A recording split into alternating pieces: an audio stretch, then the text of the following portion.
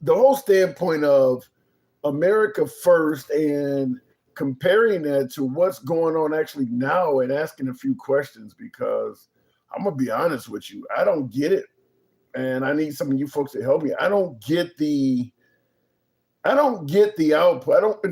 I don't see anything that's going on to suggest we're America first. And I want you guys to help clear it up because maybe I'm missing out on a bunch of stuff that's actually happening.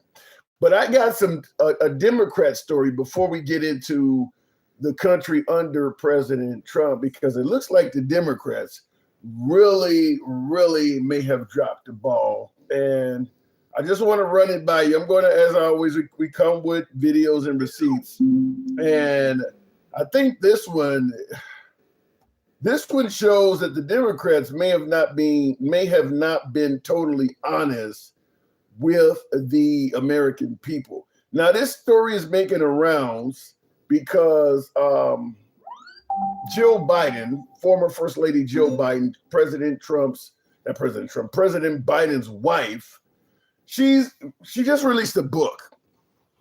And in her book, she talks about the June 27th botched debate that Biden had with Trump, the one that he really looked bad in, the one that ultimately ended up with him handed a torch over to Kamala Harris. I want you to hear, it's just a 20-some-odd second clip, but I want you to pay attention to the end of it. You horrified as you saw it unfold? I wasn't horrified, I was frightened because I had never, ever seen Joe like that before or since. Never. Or since. Yes. Or You've since. never seen him like Never. that. No. What happened? I don't know what happened. I mean, as I watched it, I thought, oh my God, he's having a stroke. And it scared me to death. Now that's his own wife. That's his own wife saying that she had never seen him that bad and thought he had a stroke. So if you can recall, right after that botched debate, the Democrats were adamant that not Trump, I keep saying Trump because he's our president, but the Democrats are adamant that Biden was perfectly fine and he just had a cold or something like that. Here you have his wife of God knows how many years him and Joe Biden have been together. And even she is saying he looked so bad, she thought he had a stroke. You got to assume since Joe and Jill have been together all of these decades that she recognizes her husband when he has a cold. So she said he had a stroke. So it's pretty clear that what they were releasing to the American people about Joe Biden was probably not accurate. Probably being greatly downplayed. His own wife saying he had a stroke, or she thought he was having a stroke, and they're releasing to the public that he was just having a cold. He's had a cold. I'm sure he's had a cold or the flu or something before, and she saw him then, and he wasn't acting like this. So clearly there was more to this. So right off the bat, I'm going to ask you, did the Democrats perhaps lie to the American people and try to portray Biden in a much better cohesive image than he really was? I mean, this doesn't sound good, saying your man looked like he had a stroke. In addition, now Jill Biden was just first lady, but she could have came out and been honest. But in addition to her, we got to bring up this woman. You know, I always hold a picture up of this woman. This woman was going around telling folks that Biden was in good health, among other Democrats. But this woman later ran for president herself. And the question is, does this now make her look as though she was not trustworthy? Because it sounds like it's kind of clear that he was not in as good of a state as she was leading people to believe. It sounds like Kamala Harris was actually misleading the people in regards to Biden's health. Do you put any of this on her? Do you believe that she should have been somewhat more forthcoming with the American people, considering that the First Lady herself is saying she thought her husband was having a stroke? That's pretty strong language for a wife that's been with a man that long. She definitely recognizes him. So for her to say that, that does not fare well on the image of Joe Biden. Looks like we were indeed on the Democrat side trying to put a man in office that was not capable of delivering on his duties. And now, as you guys are aware, he has cancer. I believe he's stage 4. I just heard rumors, or I just read a statement yesterday that said prostate cancer, it spread, I think they said, to his lungs or something like that. So he has metastasized cancer. So probably would not have been a good idea to give Biden another 4 years, because he would not even be halfway through that second term at this point. I mean, Trump is only a year and a half in, so he will still have another 2.5 years. Some are even arguing that Trump is not capable of doing a full term, but Biden is 3 years older. So we'll talk about that. But I do want, in addition to this, the live stream is titled, America First, Where is the Love? Because I want you to hear a couple of things that President Trump has been saying lately that's making me question whether or not, not only making me, but making others question also whether or not the America First thing was an honest campaign promise or some sort of a ruse. Now, you heard about President Trump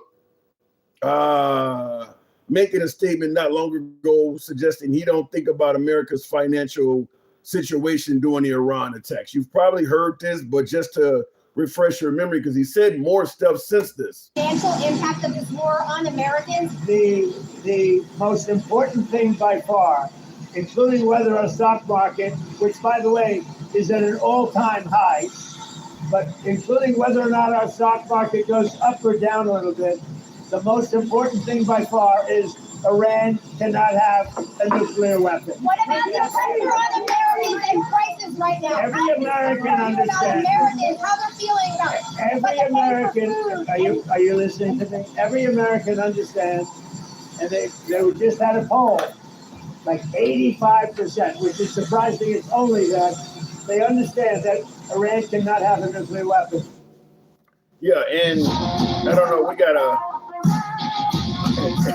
scooter commercial kicked in, but you guys probably heard that with him suggesting that Iran could not get a nuclear weapon, but you hear him there saying that every American understands that. I don't think that's accurate. I don't believe that's accurate that every American understands that. I'm going to tell you right off the bat, I personally don't understand it, because I'm still clueless as to why his own national security agent at the time, Tulsi Gabbard, said that Iran was not even developing a nuclear bomb. They haven't explained that. Trump just came on Air Force One and said she don't know what she's talking about. Well, where is she getting that information from? That's never been explained. And if you know Iran is working on a nuclear bomb, and Tulsi Gabbard, who is responsible for being the one that tells you doesn't know, where is the disconnect?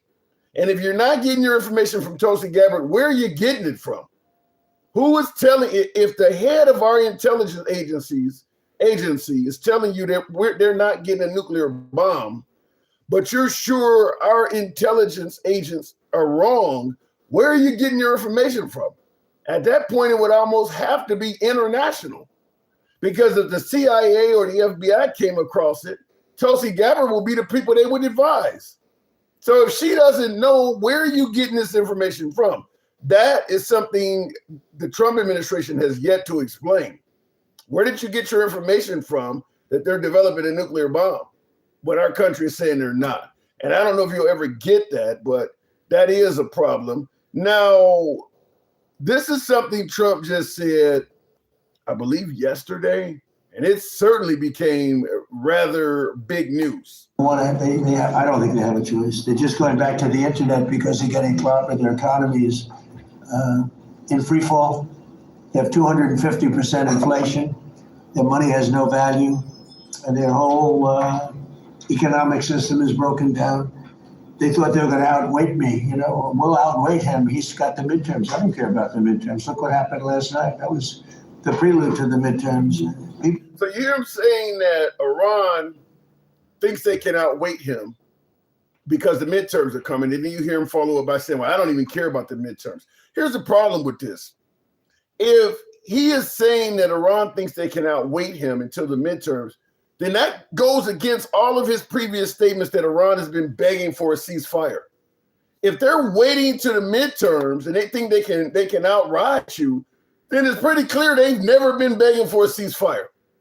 I don't think a lot of folks, or certainly some folks that are watching or listening to this, put two and two together. But this statement coming from him now that they believe they can outlast Trump until the midterms, then that shows they haven't been eager to make a deal with you. They're trying to ride you out. Yet Trump has been saying constantly that Iran is begging for a deal and they're eager to get a ceasefire and all of that. Now he's making a statement that literally contradicts his other statements.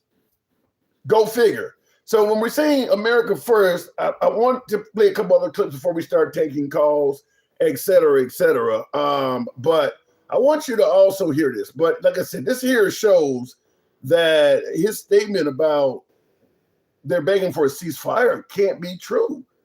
It can't be if they're trying to wait you out. One of those statements can't be true. Either they are eager to get a ceasefire or they're trying to rat you out. Both of those statements cannot be true. So here's another one, though, that he said that he just said, I believe yesterday as well, that's probably even worse considering we're at war with Iran. We're threatening Cuba next. And here's another country. Iran and Oman to control the strait. And would they have to open it immediately, or would you be open to that happening over a period of time? No, the strait's going to be open to everybody. And who would control It's it? international waters. Nobody's going to control it. We're going to watch over it. We'll watch over it, but nobody's going to control it. That's part of the negotiation that we have. They would like to control it. Nobody's going to control it. It's international waters, and Oman will behave just like everybody else, and we'll have to blow them up. They understand that. They'll be fine. So you heard there the talk of maybe Iran, Oman. Oman is an ally of America somewhat. And you heard the talk of maybe them working with Iran, I guess, to somewhat keep the strait open or maintain some resemblance of control over the strait so that ships can pass. And you hear Trump say that if Oman gets involved, we'll just have to blow them up. So now he's threatening to destroy it. Now this is a new country he just made a war threat to. I read another article yesterday. The Trump administration, in only a year and a half, has now threatened to bomb or get involved with acts of war 1 out of every 13 countries on earth. I don't know if that's accurate. I'd have to really think about that, considering there's nearly 190 countries on earth. But it said 1 out of every 13 countries on earth, Trump has threatened to use military action against so far. That's a lot for a guy who was promising no new wars. Now, a lot of those are vile threats. They haven't culminated into any reality. Like Greenland. We didn't bomb Greenland, but he did indicate that he wanted to take over Greenland and the military was not off the table in making that happen. So he did threaten to potentially go to war with Greenland. I believe he's done that with Canada. He's certainly done it with Venezuela and Colombia. I think Peru. I think he did it to Peru. Obviously, Cuba's in there. Clearly, we're at war with Iran now. You would have to put the Palestinians in Gaza in that. Yemen is in that. Syria's in that. He's threatened. So I don't know. 1 out of every 13. When you think about 190 countries on Earth, what is 1/13 of 190? I don't know. I'd have to do the math on it. But we obviously bombed Nigeria, suggesting that Christians were being persecuted there. I don't know if he threatened South Africa when Elon was talking about white South Afrikaners were going through genocide and being persecuted. I don't know if he threatened them as well, but he has threatened a lot of countries. He has threatened in only a year and a half. Only a year and a half we've been doing this. When he threatened Greenland and those other countries stood up, all of those NATO countries stood up. I don't know for certain, but did he threaten them? Because several countries sent military representatives to the island of Greenland just to have their people there so that it would be a deterrent for Trump to attack, because now you would be hitting all these folks. I was surprised Russia and maybe Iran or somebody did not put a few small soldiers on the island of Cuba. Because if you put some people there, then you can't really attack the place because now you will be taking on a bunch of countries. That's kind of what we do. We put little bases in places. So that way, now if you attack this country, you're also attacking the United States. But I don't know how many countries he's attacked, or better yet, threatened rather. But it has been a lot. It actually has been a lot of countries he's made threats to. So 1 out of every 13 is astonishing if that is accurate. Anyway, before we start taking calls, and tap the screen, get the likes on up to 20,000 if you will. And I'm just really shocked that Biden's wife said it looked like he was having a stroke. This is a side issue.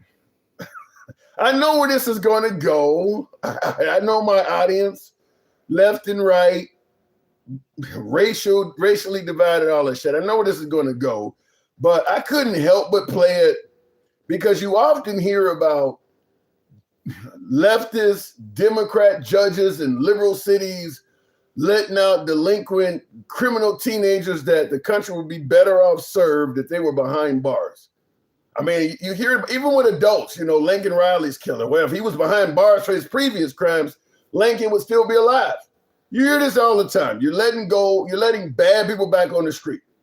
It's normally when you hear this criticism, it's what they perceive as a leftist activist judge, and it's generally in a liberal city, Democrat area. That's usually where it's at. Anyhow, which is going to lead me to playing this for you because this just happened today. The judge declining to detain, but keeping the door open to that option. When Timothy Hudson walked into a federal courthouse in Miami this morning, the 16-year-old accused of violently raping and then choking to death his stepsister, Anna Kepner, in their Carnival cruise ship cabin last year, did not know if the judge who previously ruled he could remain free on bond would now decide he should be in custody pending trial. The game has changed, a prosecutor told the court. The stakes are higher because the teen is now facing charges as an adult. The public defender told the court it knows he is not a flight risk since he has complied with release conditions to date, an argument the judge appeared to agree with. The issue here the government can still win on, said the judge, is the clear and convincing of danger. To prove its view, Hudson presents a danger to community. The prosecution presented harrowing new evidence of how they say Kepner suffered. Hudson squeezed the breath out of her so tight her eardrum burst. Is there anything you want to say about what you're bringing forward? So you hear what he said. You hear what the reporter said. Sexually assaulted her.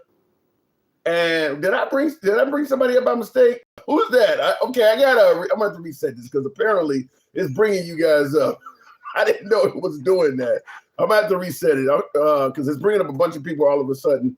I'll reset this, but you hear what's being said that this guy, this 16-year-old, he literally choked this girl. She was 18, he's 16, his stepsister. After raping her, he choked her so hard her eardrums popped. And then he tried to hide the body under the bed on the Carnival cruise ship. How the hell does he get let out? How is he still on the street is the point I'm asking. Because this is what we're talking about. Leftist, liberal judges, all of this shit you hear. I'm going to ask right off the bat, do you think you're going to hear folks outraged about this? Particularly the same folks that complain about liberal judges letting people out? Because this doesn't make any sense to me. This is a pretty heinous crime. But I'm going to point out the obvious that's going to come out from my audience. Look how he looks. Look where this happened at, in the Sunshine State of Florida. It's not in a liberal city, a Democrat activist judge or none of that shit. And this guy with a murder that heinous is still out. And he's already been out for about a year or two already. I mean, this happened a while ago. In the comments, who said? I want to make sure I address this individual. Operation Truth says fake news. This actually works on the right. I'll tell you something. This kind of stuff works for the right. If it's a story you don't like or you don't want it to be known, just yell it's fake. This is easily researchable. This has been covered by a multitude of networks, easily researchable. But because it may make the right look bad, he's yelling fake news. This is 100% accurate. This is 100% legitimate story. I'm actually giving you the local Channel 10 news from down there in Florida as it was reported. They even got the guy's name on here. So how the hell would you even begin to suggest this is fake news? This is 100% accurate. But like I said, that does work very well for Trump and many on the right. You don't want a story to gain any traction. Just say it's fake, and they'll believe it's not a fake story, even if it's 100% legitimate like this is. And then when you want some bullshit out there, just tell a fake story and say it's accurate, and they'll buy that too. Kind of makes some of the viewers seem gullible. But like I said, in regards to this story, you hear about liberal active judges letting bad juvenile delinquent teens back on the street that we would have been served by the public as if they were still better. The public would be better served if they were still incarcerated. You hear it all the time. It's usually what they perceive as a leftist judge in a Democrat or liberal city. And almost always the individual is a minority. I'm going to throw that in there. I'm going to be clear with you. That's usually what it is. It's a minority that a judge don't feel sorry for and let him out or something like that. This kid is obviously not a minority, and this is obviously not in liberal territory. This happened in the Sunshine State. This happened in Florida. Do you think the outrage is going to still be the same about a judge letting out somebody? This is a pretty bad crime to grape your own stepsister. So he took her innocence, I guess. And then he, as you hear him say, he choked her so hard, her eardrums popped. I mean, They happened the night and Kepner was. But keeping the door open to that option. When Timothy Hudson walked into a federal courthouse in Miami this morning, the 16-year-old accused of violently raping and then choking to death his stepsister, Anna Kepner, in their Carnival cruise ship cabin last year, did not know if the judge who previously ruled he could remain free on bond would now decide he should be in custody pending trial. The game has changed, a prosecutor told the court. The stakes are higher because the teen is now facing charges as an adult. The public defender told the court it knows he is not a flight risk since he has complied with the release conditions to date, an argument the judge appeared to agree with. The issue here the government can still win on, said the judge, is the clear and convincing of danger. To prove its view, Hudson presents a danger to community. The prosecution presented harrowing new evidence of how they say Kepner suffered. Hudson squeezed the breath out of her so tight, her eardrum burst. Is there anything? He's not a risk to the community. God. Can you imagine a 16-year-old in the hood get that? I can't even think about it. Anyway, let me move on with the story, but last but not least, I do want to hear from you folks also in regards to Biden's wife saying that she thought he was having a stroke.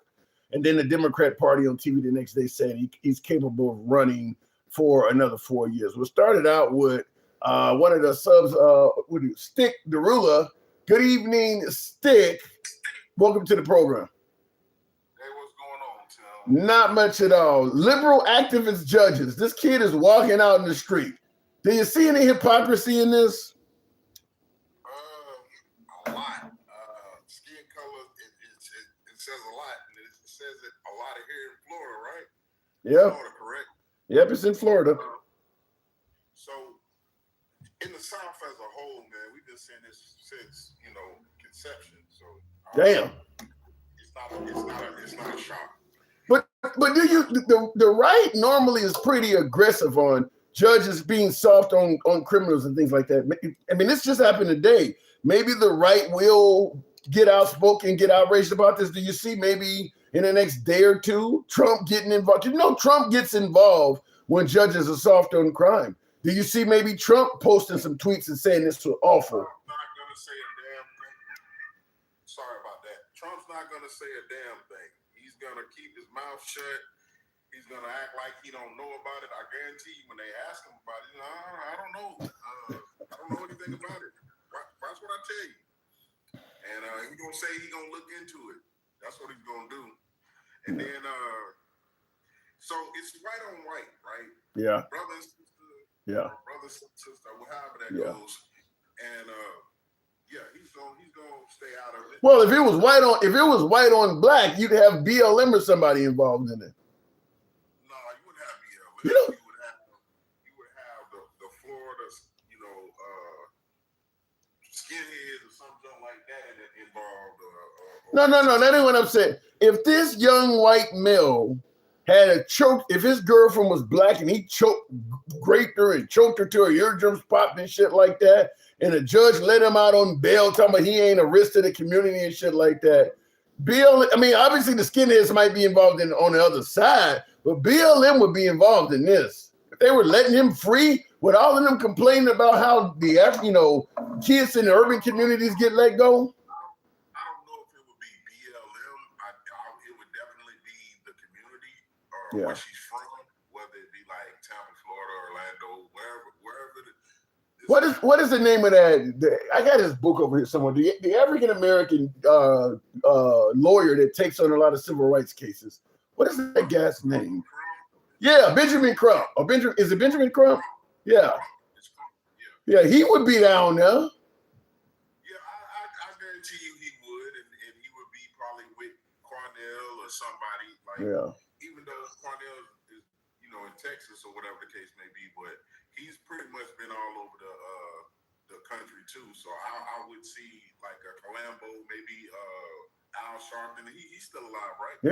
Yeah, he's still on MS now. Al Sharpton still be on TV occasionally. Yeah. So Al Sharpton, it would be the regular smugglers that we know and are prominent in that area with trying to get some justice for people. So it would definitely. So because it's obviously white on white. What the judge is claiming this kid is still not a danger to the community because he's following the court's recommendations or whatever. Do you see this as something that would be available to any typical murderer? I hate to use that term, but hell no, Tim. There would be no. We're gonna let him go, and he's gonna be able to probably go back to high school, and no, it ain't none of that. You going to jail till we see fit to your trial, and you get found not guilty. Now, mind you, his family has money, right? They would have to, yeah. Imagine a black boy doing this here, right? A young African American doing this, and his family got money. Do you think that they would let him go and be put on bond with an ankle monitor or anything like that? It's a good question. I'll tell you this, until I saw this shit, I wouldn't have thought they would have let anybody go. I mean, considering how he killed I heard about the kid a few years ago that had affluenza. He was drunk and he ran over and killed, I think, 2 or 4 people, something like that. Another white kid. And he got the courts to agree he had affluenza, meaning he was so used to being wealthy, he didn't know how to manage himself properly or something like that. Stuff like this, I wouldn't believe nobody, no matter what skin color you are, would get off on it until I see it happening. So my answer to you is no. I wouldn't think a black kid with money would get off on this, because I wouldn't even think a white kid with money would have gotten off on like that. Yeah, but that's just the difference, Tim. Like right now, we are in the world of right is wrong, wrong is right. So that's where we're at. And Trump has put the idea out there that you can touch and fondle and do this as long as you got a little bit of money now. You can fondle, touch, and do things that rich people do. They've been doing this since the beginning of the time, and I think we got the right to do it. So that's his way of thinking right now. And it has always been his way of thinking. Even before he was 45, that was his way of thinking. That's why we have such things called the E-Files, and he's in them. He's been a part of that club for a very long time. And I would still like to know who Bubba was. I really would. Well, that could have been Bill Clinton, some would argue. Well, let me move it on to another topic here. Did you hear what Jill Biden said about the former president? No. It's only a 20-some-odd second. I'll play it again because a few new people have come in here. And by the way, folks, tap the screen. I had to reset the live. Tap the screen, get the likes up to 10,000. I want you to hear this because it doesn't make it doesn't paint the Democrats in a real positive light, if you ask me. Horrified as you saw it unfold? I wasn't horrified, I was frightened because I had never, ever seen Joe like that before or since. Never. Or since? Yes. Or You've since. never seen him like Never. that? No.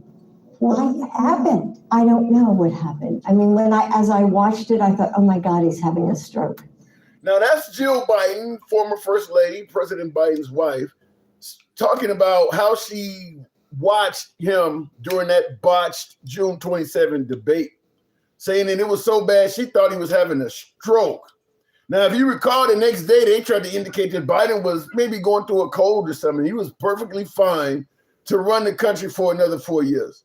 I'm gonna ask you flat out: was the Democrats lying to us? No, I don't think they was lying. I don't think he was having a stroke. I mean, that's His wife, Stick. That's his wife. That's been with him for years. we all watched it. It had no tendency to say that he was having a stroke. It had no characteristics of it. Really? Matter of fact, if he would have had a stroke, he wouldn't have been able to talk. He wouldn't have been able to I don't think that's true. I think in the beginning, when you're bleeding or aneurysm or whatever, you can be speaking. In fact, I know you can talk, and it might be because I know somebody who went through it, and the message, the wording was incoherent, but the person was able to say stuff. They just couldn't get their wording and their thoughts together. I mean, it would be like me asking you how's the weather, and you trying to describe a Yankees game. I mean, just completely off topic. And you hear her say, I don't know how long they've been together, but it's been decades. And she said she thought he was having a stroke. So I'll say this: he was not having a stroke. I mean, I hear you, but he wasn't having a stroke. He already has a stutter, so that's number one.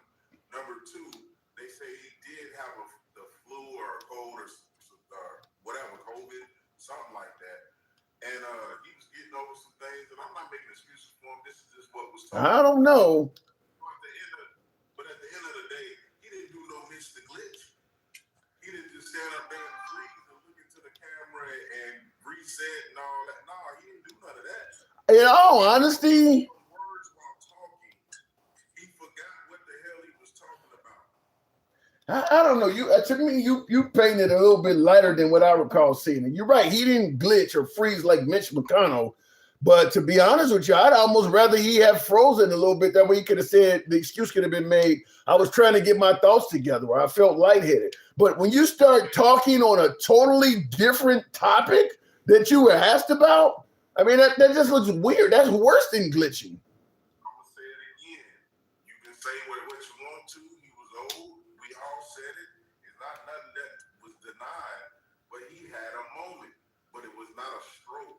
His wife felt like that, maybe because that's his wife and she was just scared as hell. I have no clue.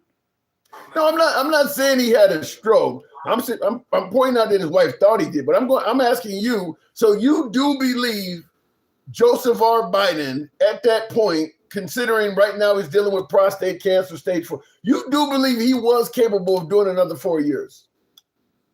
I believe that yes, because he had the proper people in place. He don't have the people that Trump had. He had people that were seasoned and knew what the hell that they was doing, and we could have still had this diplomatic republic that we got, but it's just one of those things where that we can't change that. Regardless of what she said, that ain't hot news to me because he's still going through the cancer situation anyway. So that's not hot news to me. What's hot news to me is all the bullshit Trump still got going on. Whether it's the market manipulation, whether it's do we have a deal or don't we have a deal. Like, it's more important shit out there than that, even including Cornell. Yeah, but hold on. Here's why I get your point is more important shit. I think I seen Gacy Grandma even in the comments saying that, listen, he ain't president now, you know, like what you're saying. There's other more, but let me tell you this though. The fact is the Democrat Party, many who have a lot of assets to Biden, such as this woman, were all telling us that he was coherent and he could do 4 years. If his wife, who has a lot of assets to him, her first thought was he's having a stroke, which means he's in serious distress. How could somebody like this go on TV the next day and say he could do 4 years? I'm assuming Joe Biden would not have said that if you had asked her the next day. More information than me or you, or maybe she was lying.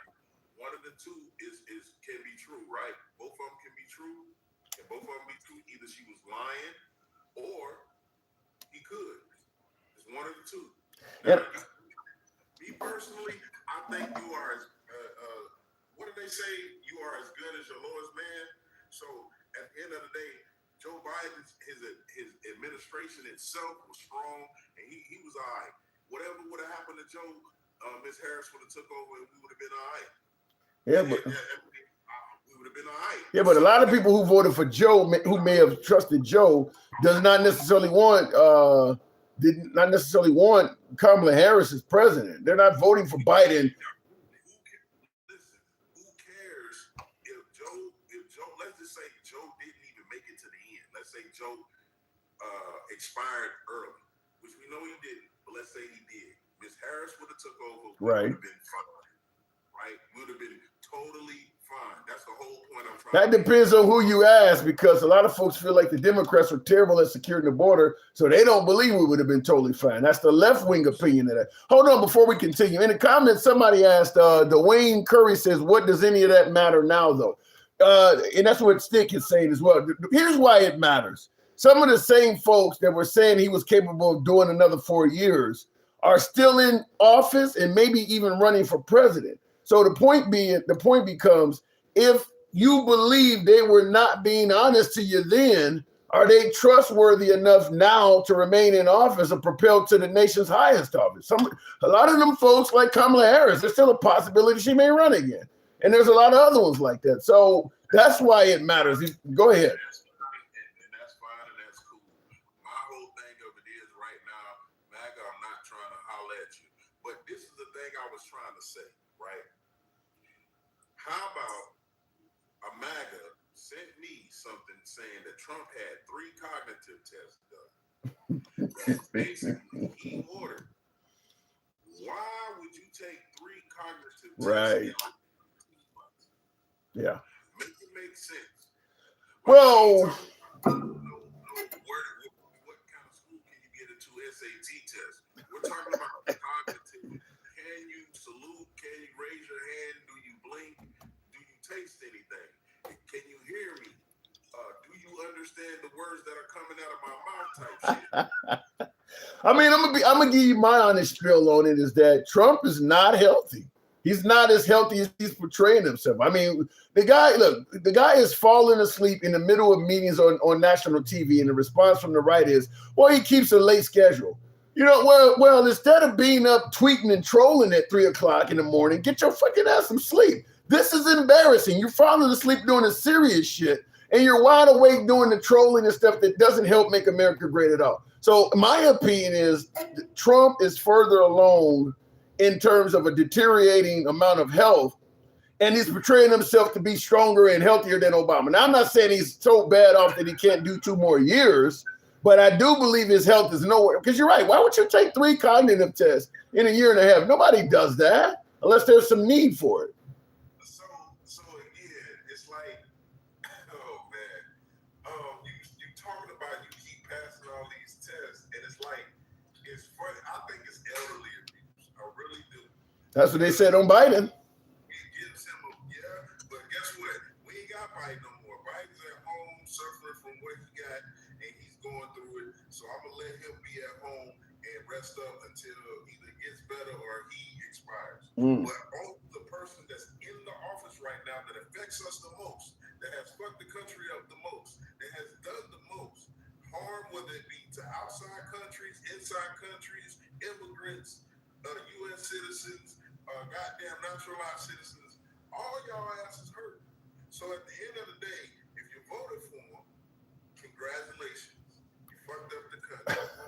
Well, I think they're still happy. I got to move it on stick, but if the man is alien, say a prayer for Trump and wish for the best. I got to move it on. If they were still happy, his approval ratings would be way higher.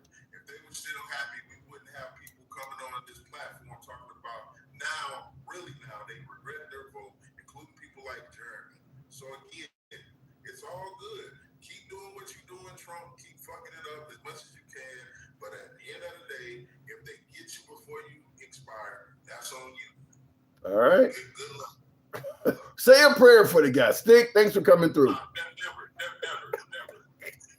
I gotta go. I kind of knew you would say that. Tap the screen, get the likes on up to 10,000. Here's the odd thing, though. My last caller, he is correct. Trump's poll numbers are in the tank. But you know what? So are the Democrats. If Trump is performing so poorly, you would assume the support for Democrats would be skyrocketing. It's not. It's not. It's just coming across. It appears to be just looking like the Democrats are being viewed as the lesser of two evils, so to speak. The poll numbers for Democrats are not that great. And I agree with my last caller. The metrics of the Trump administration are not good. The economy, gas prices, grocery prices, inflation rates, they're not good. They're absolutely not good. But even with that going on, the poll numbers for the Democrat Party are not that great either. Now, I will say this, though. Trump is running against, being compared to a ghost, so to speak. He's an individual that his poll numbers are being judged on him. The Democrat Party's poll numbers are being judged on the party. The Democrats do not have an actual leader yet. So you'd have to go through the list and compare Trump's poll numbers to Gavin Newsom or, Gretchen Whitmer or one of those, Buttigieg or whoever may run. But right now, they're comparing his numbers to the Democrat Party. So we'll have to see how that gets refined as time goes on. Thank you for the hat, mustache, Rod S. Yeah! Show your boys some love. Help out with the hat, mustache, TikTok cap goals. Program is in full swing. Tap the screen, get the likes going up to 15,000. We'll take the next caller momentarily. Smash that like button if you're watching on YouTube. As you know, the program is ran. We don't block, ban, or censor anybody. Friendly. Always has been, always will be. Liberals are welcome as well. We don't block, ban, or censor, as I just stated. Our comments go left of Bernie Sanders, so I'm having dinner with Q. So if you enjoy free speech from all sides of the aisle, congratulations, you're in the right place. If you happen to be watching us live on Instagram, TikTok, Substack, or Clapper, follow the program. If you're watching us live on YouTube, give us a sub. We're here most weekdays. Maybe independents will make a run for office. Perfect timing given the leadership behavior. You need money, though. That's the problem. I get what with both parties kind of being viewed unfavorably, it would be a good time for an independent, but you still need the money. And let's be honest, Trump is so hard on his adversaries. If any independent start gaining any sort of ground or getting any sort of traction, all of the donors and everybody to that candidate are going to be dealing with the wrath of Trump. I mean, you see what happened with E. Jean Carroll today. Now he's at the Department of Justice going after her. So let's say, for instance, you get a really good, I don't know, who like Ralph Nader or some of those folks like in the past, like when can't think of the guy who ran and fucked up George H.W. Somebody let me know. He's passed on. But anyway, you start gaining traction. Let's say somebody pops up, a Mark Cuban or somebody, and they donate $1 million to this independent candidate. Before you know it, that donor is getting investigated by the DOJ. That's what Trump does. So it's going to be hard for any independent to gain traction with Trump out there using the DOJ as an arm of his, kind of like his own weapon or his own attorney, his own law firm. Like almost every adversary of Trump has been investigated by the DOJ at this point. Almost all of them. That's no way that's being done by coincidence. That's impossible. That Letitia James and Mueller and fucking Comey Now you got E. Jean Carroll. There's no way that could be done by coincidence. He is literally using them as a weapon. If that doesn't appear to corrupt to you, you have Trump derangement syndrome. If I don't look, we can talk about Biden's alleged weaponized DOJ or what Obama may have done with Eric Holder. Nobody done this shit to this fucking level. Nobody's done it to this level. Like every one of your enemies has had a visit from the DOJ. Like really? All of them? That's crazy. In the comments, let me see. Trump has weaponized the DOJ. Yeah. Look, at the end of Trump's term, I suppose he will offer he'll probably offer more pardons than all the previous 40 some odd presidents combined, because some of these folks are committing crimes. There's no other way around it. You can't you're an attorney. You know what he's doing is corrupt. You know he's ordering you to go at the cases when there's no case there. There's a reason why the FBI, get us up to 15,000, tap the screen. There's a reason why the FBI used to have like a 90 some odd % conviction rate. And under the Trump administration, that conviction rate is falling sharply because they're charging a lot of people they have no case against. They're going at the people they have no case against. E. Jean Carroll's not going anywhere. That case is not going anywhere on her. Any judge worth his salt and that cares about his career and his legacy is not going to play along with that. Everybody knows that case is about revenge. Everybody knows that. Nobody's going to play it. That lady's like 80-some years old. Everybody knows that case is about revenge. It's not going to go anywhere, just like it didn't go anywhere with Comey, didn't go anywhere with Letitia James, Jack Smith, or any of those folks. But that's ruining the FBI's conviction rate. Like, man, you're going after all these people and these cases are getting thrown out. You're a bit more desperate today than usual, says May. Well, I figured out you would be coming on, May. So in your honor, I would be a little bit more desperate just to please you. In the comments, Trump ain't shit, says Mr. G. Says, already giving my Knicks bad juju. Trump is, well, yeah, he's going to Madison Square Garden. Trump is going to be at a Knicks game. You think there may be another hit on him? So because those hits really draw sympathy to President Trump, certainly from MAGA.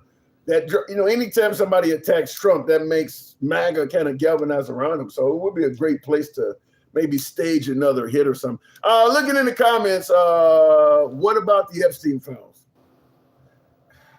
The Epstein files are a waste of time. Get us up to 15,000, take the next caller. The Epstein files are a waste of time. I think the folks that do not like Trump are fairly convinced that he's in the files and he probably committed some major crimes against young girls. The people who like Trump, they're not going to be convinced otherwise. The people who care about Trump, they do not give a shit about the Epstein files. There's nothing going to come out of those files that are going to change their tune on Trump.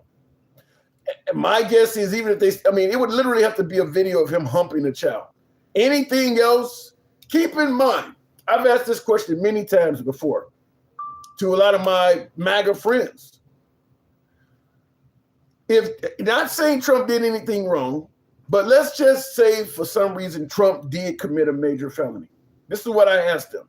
Let's say Trump really did commit a major felony. Who could tell you if he's denying it and you would actually believe him? Who could tell you that, yes, Trump is guilty of this? And he's yelling, I didn't do it. It's fake news. They're making it up. They're trying to railroad me. If Trump is saying I'm innocent, who could tell you as MAGA and you would actually believe it? So it doesn't matter what comes out of the Epstein files. If he's saying he didn't do it, for his supporters, he didn't do it. I mean, if Pam Bondi or the new DOJ said, yeah, it looks like he's guilty, well, she just, he's been swallowed up by the deep state. He's paid off by the left. And they're going to believe that. There's no one that's going to be able to tell them Trump is guilty, and they're going to believe it. They're going to take Trump's word over anyone. So it doesn't matter what comes out of the Epstein files. People have their minds made up either way, and there's just nothing that's going to change it. So to me, the Epstein files don't even matter at this point. Why can't you admit, what did that say? Why can't you admit about present day corruption? I'm talking about it right now. I already said that you have been brainwashed. Robert says that. Yeah, I'm brainwashed, but you believe that no weapon formed against Trump shall prosper, like it's straight out of the Bible. I criticize both sides for corruption. MAGA can only criticize Democrats while Trump robs all of us blind. There's some validity to that. But yeah, like I said, it does not matter what comes out of the Epstein files. They're not going to believe it. Hanson Conservative says that's because people haven't forgotten the shit show when the Democrats were in office. Okay, so because you think the Democrats were perpetrating the shit show, you don't believe even Marjorie Taylor Greene. Marjorie Taylor Greene's not a Democrat. Even she said Trump is playing games with the Epstein files. You don't believe her either. And it got nothing to do with the Democrats. You don't believe anyone. It does not matter. There are plenty of Republicans that have tried to advise the public that some of the shit Trump is doing is corrupt, wrong, and illegal. You guys threw them all under the bus too. The Mike Pences and Chris Christies, all of them ain't liberals. It don't matter who tells you you're not going to believe it. If he's saying he's innocent, God damn it, he's innocent. That's going to be the end of the story. Let me go back to the box. We'll make it happen with MAGA Reacts. Good evening, MAGA. Where is the love, man? That's what I'm asking. Okay, now we're hearing. I want you to hear this. Are you there, MAGA? Yeah, of course. Okay. Good evening to you. I want you to hear this because I'm asking in regards to America First. Where is the love? I can't believe that I'm playing this. How long until we? But I want you to hear this. See your signature next to President Trump's. How long until we see your signature next to President Trump's face on a $250 bill? Well, again, as Treasury Secretary, I have two mandates for U.S. currency. At present, no living person can be on U.S. currency, and the currency must say, "In God we trust."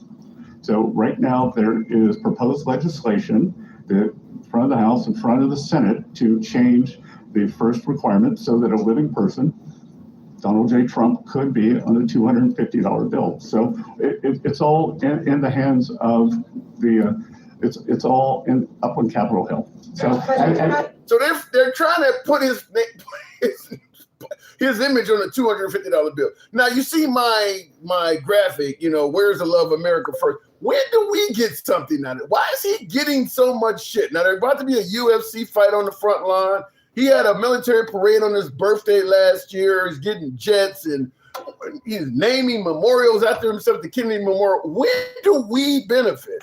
Why? Where is the America First in this? We benefit every day, Tim. I mean, just because he's doing these things doesn't mean he's not doing all the other shit too. I mean, this is the hardest working president I've ever seen. Like, I'm not gonna say he's the best or the worst. He's definitely one of the hardest working. I mean, he's on TV every day. He's talking to the American people every day.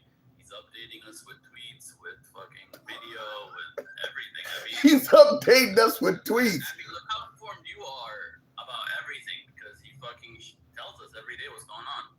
Well, I will counter that and say that a lot of the things he tells us turns out to be inaccurate or never culminates into reality. For instance, he stated that he doesn't care about the midterms. I don't know if you see me, I played that clip earlier, because he's claiming that. How much he works, man. He works a lot. Well, it doesn't, look, if you show up, if we got an 8-hour shift and you show up and you actually put in 13 hours and I only put in 8, but my productivity is just as equivalent to yours, the fact that you work longer don't mean shit. What are we getting out of it? Just because you're there, that ain't saying nothing.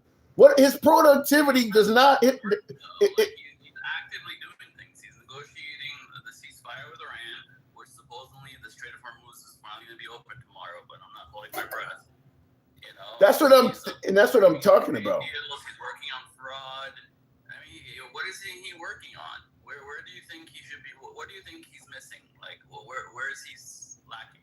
I think what he's. I know he hasn't succeeded and he hasn't delivered something, but what isn't he working on? No, it ain't work. I think all of the time you spend it on television, if you're addressing the public and the stuff you're saying is not accurate, you don't get, okay, Biden's only on television, let's say once every other week. And let's say Trump's on TV 6 or 7 times a week.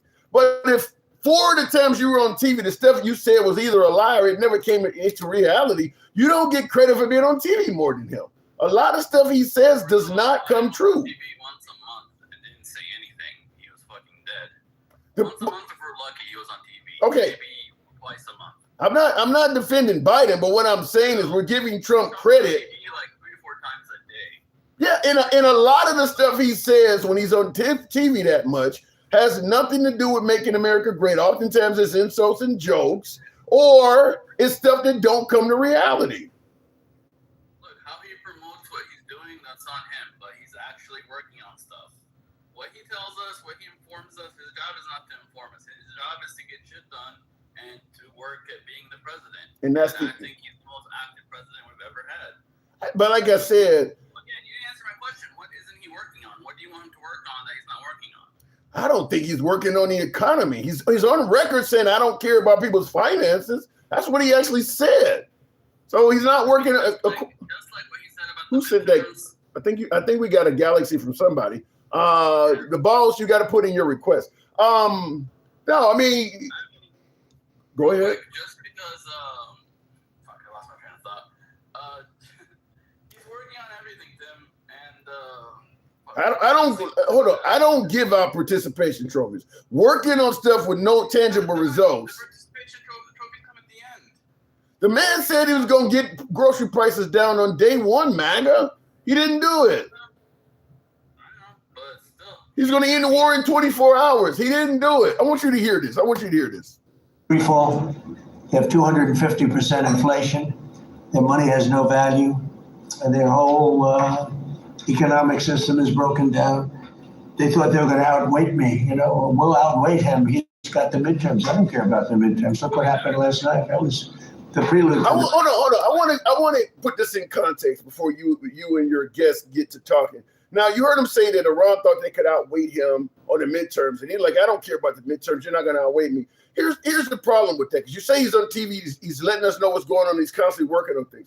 He's been telling us the whole time that Iran is begging for a ceasefire and we're getting close to deals.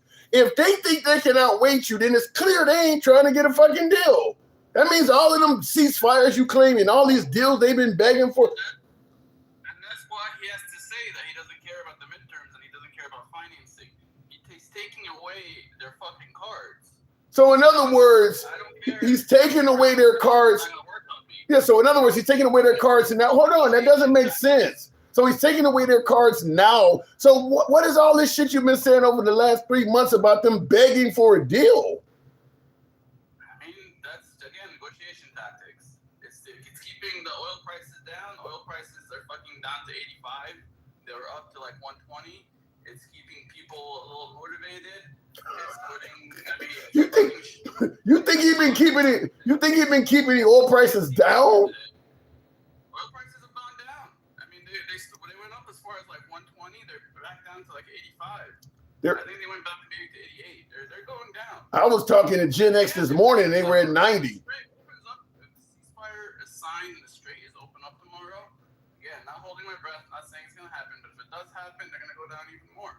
Mike, good evening. What's going on, Tim?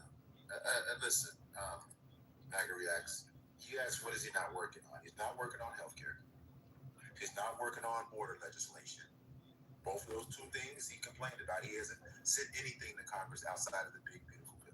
He never said he was going to pass border legislation. He said he was going to close the border. And he No, wait a minute. Hold on. Wait a minute. Hold on. Are you saying, I want to be clear about what you're about to say.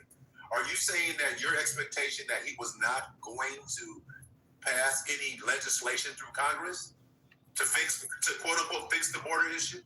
Bro, that legislation bullshit is what the Democrats do. They pass a bill, they call it the border bill. Oh my God. It's like you when declaring yourself the winner. It's like, oh my God, we passed the bill, problem solved. You actually have to. That legislation, you said. He said he passed any bills with the border. Our current laws are enough, and he used our current laws to fix the border. That legislation stuff is what the Democrats do.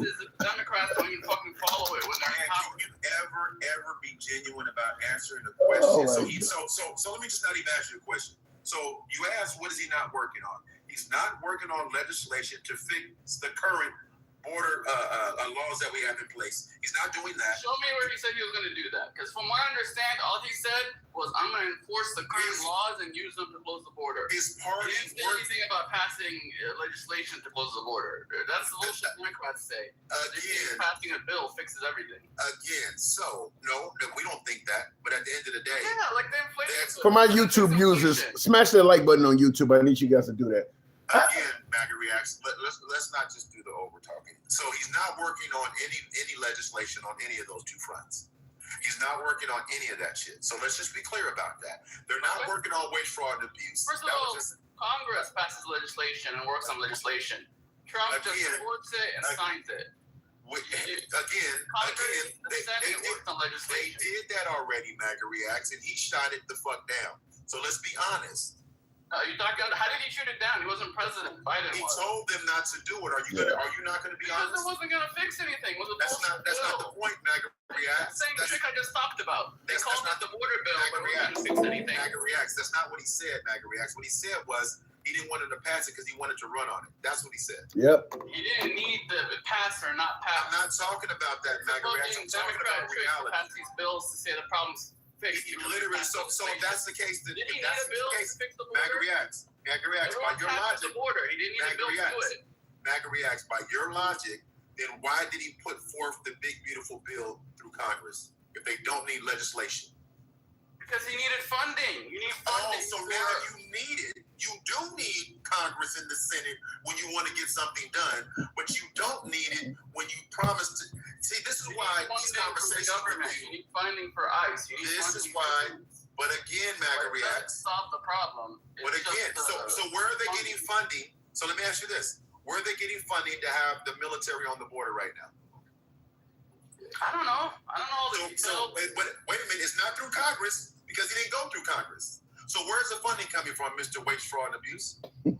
What does it matter? The border matters because we're happy with the results. No. It matters because MAGA reacts. Who's not happy with the border? You put one in the fucking. Can you ever stop talking over me? The border. Just because you're talking over me doesn't make you right. I'm just asking simple questions. Wasting time doesn't make you right. I'm not wasting time. I'm asking you. Yes, it is. Where you voted on him for waste, fraud, and abuse, and I'm simply, if you care about waste, fraud, and abuse, then you care about how money is being spent. Yes or no? I care about the results of the money. That's not what I asked you. Right now, the border is secure. Right now, since you don't want to answer, let me ask Tim. Tim, if you were voting for Trump because you were tired of waste, fraud, and abuse, then would you not be concerned that they're spending money on things they're not going through Congress? We're spending $60 million on taxpayers. I'll stop you early and say, hold on. Let me just respond to that. Okay, let me respond to that. Hold on. He asked a question. Okay, if you want to answer his question or do you not want to? Because when he came to me, now you want to talk. I'll just say this. In regards to them voting for Trump for waste, fraud, and abuse, I think it's pretty apparent they clearly did not do that because Trump is spending a ton of money on himself and they're not saying anything about it. I mean, right now when the economy is suffering, should you really be fixing jets and getting UFC fights and all? I mean, that stuff is great, but when people are suffering, we're okay with our money going to that. When people are struggling, no. So people waste, fraud, and abuse from our enemies. But sir, if you want to spend some money on yourself, that's what it seems like. Because Trump is $250 bill. We don't need that shit. We don't need you to print that up. Most of the people complaining can't even get their hands on that bill. So why the hell do we need a bill with your face on it? You're right about that part. It's a stupid fucking thing, but his name on the Kennedy Center wasn't a stupid fucking thing? On a memorial while he's alive? Stupid. Yeah. All of that's waste. You're admitting all of that shit is waste. Is it not waste? First of all, both Democrats and Republicans. That ain't what we talking about. They all spent money on the fucking Kennedy Center. It's the one thing they keep fucking fixing up. It's always getting repaired. Putting your name on a memorial to somebody who's dead. Who the hell has a memorial while they're still alive, man? That didn't cost billions. Who has a memorial while they're still alive? You talk about pennies. You talk about pennies, Tim. We care about billions and trillions. Actually, you don't know how much it costs. You don't know if they're changing street signs to say his name now on that memorial to guide you there, pamphlets, books. His name is going to be on all kinds of shit that doesn't belong on there. It's more than just the letters on the building. Whether he did it or not is not going to. Is it waste? Is it waste to put his name on the memorial? I mean, I don't know how much it costs. So depending on how much. I don't care if it's $1. Is it waste? I don't care if it's $1. Why is his name on the memorial while he's alive? I don't think it's going to cost him a lot of Is money. it waste though? I'm not asking you how much it costs. Is it waste? Is that wasteful? Is that wasteful? Yeah, but it's nothing. Okay. It's always wasting government. Took that long to get that out of you. He finally answered my question. So yes, it is wasteful. So the reflection pool. Yeah, that's wasteful, but not fucking paying for ice and all the shit on the border. Can I finish? The military on the border is wasteful because you don't know where the money's coming from because it never went through Congress, which means he's not supposed to be able to allocate. Wait, how is the military protecting his border wasteful? Can I finish? Go ahead. There's a cost to all of this. There is no moving parts in this government that don't have a cost associated with it. None. Having the National Guard in cities cost us. Just to move the military equipment around costs us. Sending military to the Gulf costs us. So over to the Caribbean. Even if they don't have to fire a single shot, and it costs us billions of dollars. So let's stop acting like it's not costing us money, MAGA. This isn't even a partisan debate. That money, most of it is going to our economy. It's not like it's going to China or anywhere else. So that money goes to the pockets of those National Guard, of those military people. And they're doing a job. I mean, crime is down. Crime is record low. And these people are protecting our border. Then if that's the case, cities. 3 minutes. 3 minutes. It's not like he's using it fucking protecting his fucking pool or something. So why is our deficit higher than our GDP right now? Because it's been higher. What do you mean? No. This is the first time since World War II that our deficit has been higher than our GDP. So I'm asking. I'm just Google it if you don't believe into it, and I'll answer it next time. I know, and you need to go look into it. But what I'm telling you is this: the bottom line is this. Donald Trump's spending is out of like control. both sides don't fucking spend. Donald, we're not talking about both sides because both sides aren't in office right now. You guys spent 4 years. Trump, but who has the power of the pocket? You guys spent 4 years talking about the left spending. That's why you voted for Donald Trump.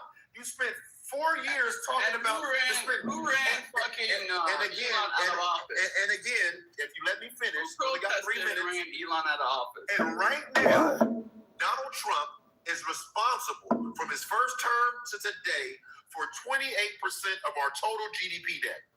Just the 6.5 years he's been in office, he is accountable for 28% of our total debt. Wow.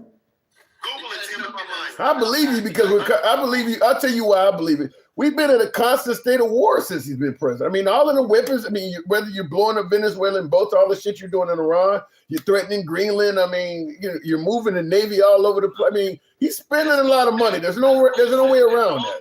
It's mostly tax cuts and fucking COVID. If it's anything, it's going to be tax cuts and COVID. And all that shit, it stimulates the fight. The thing with a tax cut, when you say a tax cut costs us money, that money is going to the people because they're paying less taxes. You know what's so funny? It goes into the economy because I would say that more money in I it. would say that if consumer prices and consumer goods weren't up, but they are. I would say that if gas wasn't up, but it is. I would say barely 3.8. Again. Record low inflation his entire year and a half. What was it when he got in office?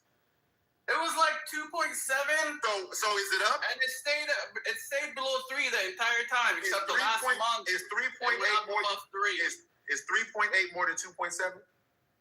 Yeah, it goes up and down, buddy. So I don't want to hear about that. I don't want to hear about that. I told you, Tim, this yesterday. Anything below 3 is good. Again, above 3. I'm just gonna say I might have to move it on from you guys, but I'm just gonna hold on. You wouldn't even be wasting my time. I gotta move it on from you guys, but I'm gonna say what's obvious. The Trump economy is not a shining star over the Biden economy. It's not. There's no bragging points. What? Yes, it is. It's actually worse. Stop it. What's higher, 9% or fucking 3.7? 9.8 or 3.7? What's higher? Do you know basic math? Are you taking COVID or are you not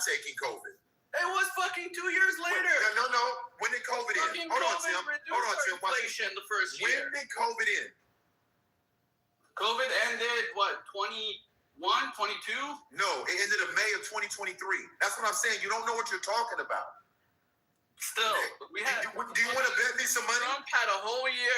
First of all, Trump's entire 4 years was low inflation, and his whole year, last year full of fucking COVID. Go read, had low inflation. MAGA Reacts. Go read. Go learn. All right, gentlemen, I do I'm pushed for time. No, you don't. Go read. All right, gentlemen, you guys are not obviously not going to agree. I understand that. I push for time. I got to move it on. Appreciate you coming through. Go do some math. You got it.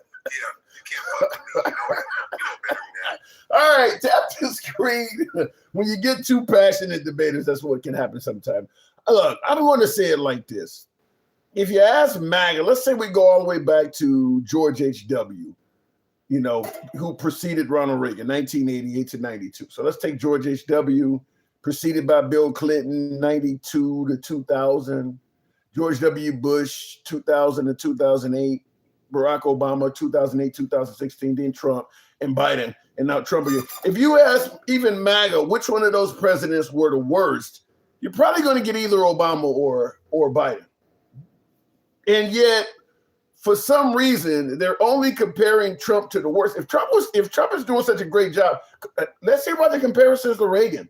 You notice they don't compare Trump to Ronald Reagan. That's who they thought was the best. If Trump is the best we've ever had, what do they say? To be the best, you got to beat the best.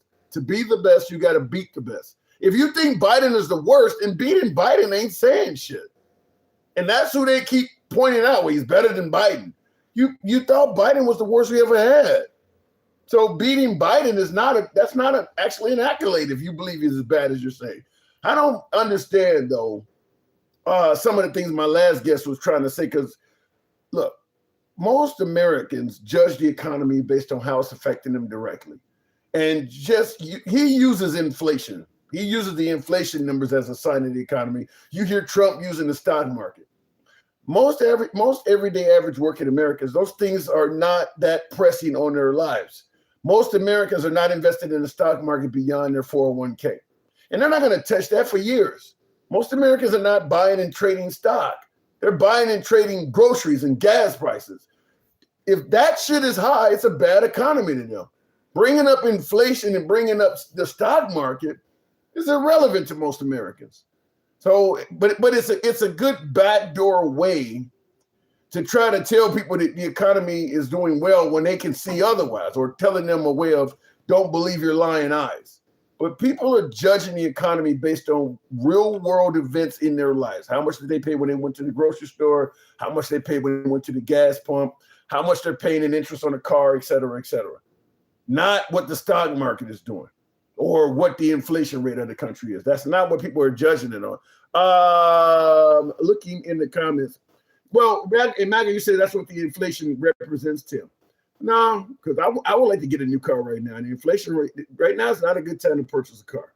It's not a good time to purchase a home. It just, you're making it sound like inflation is great.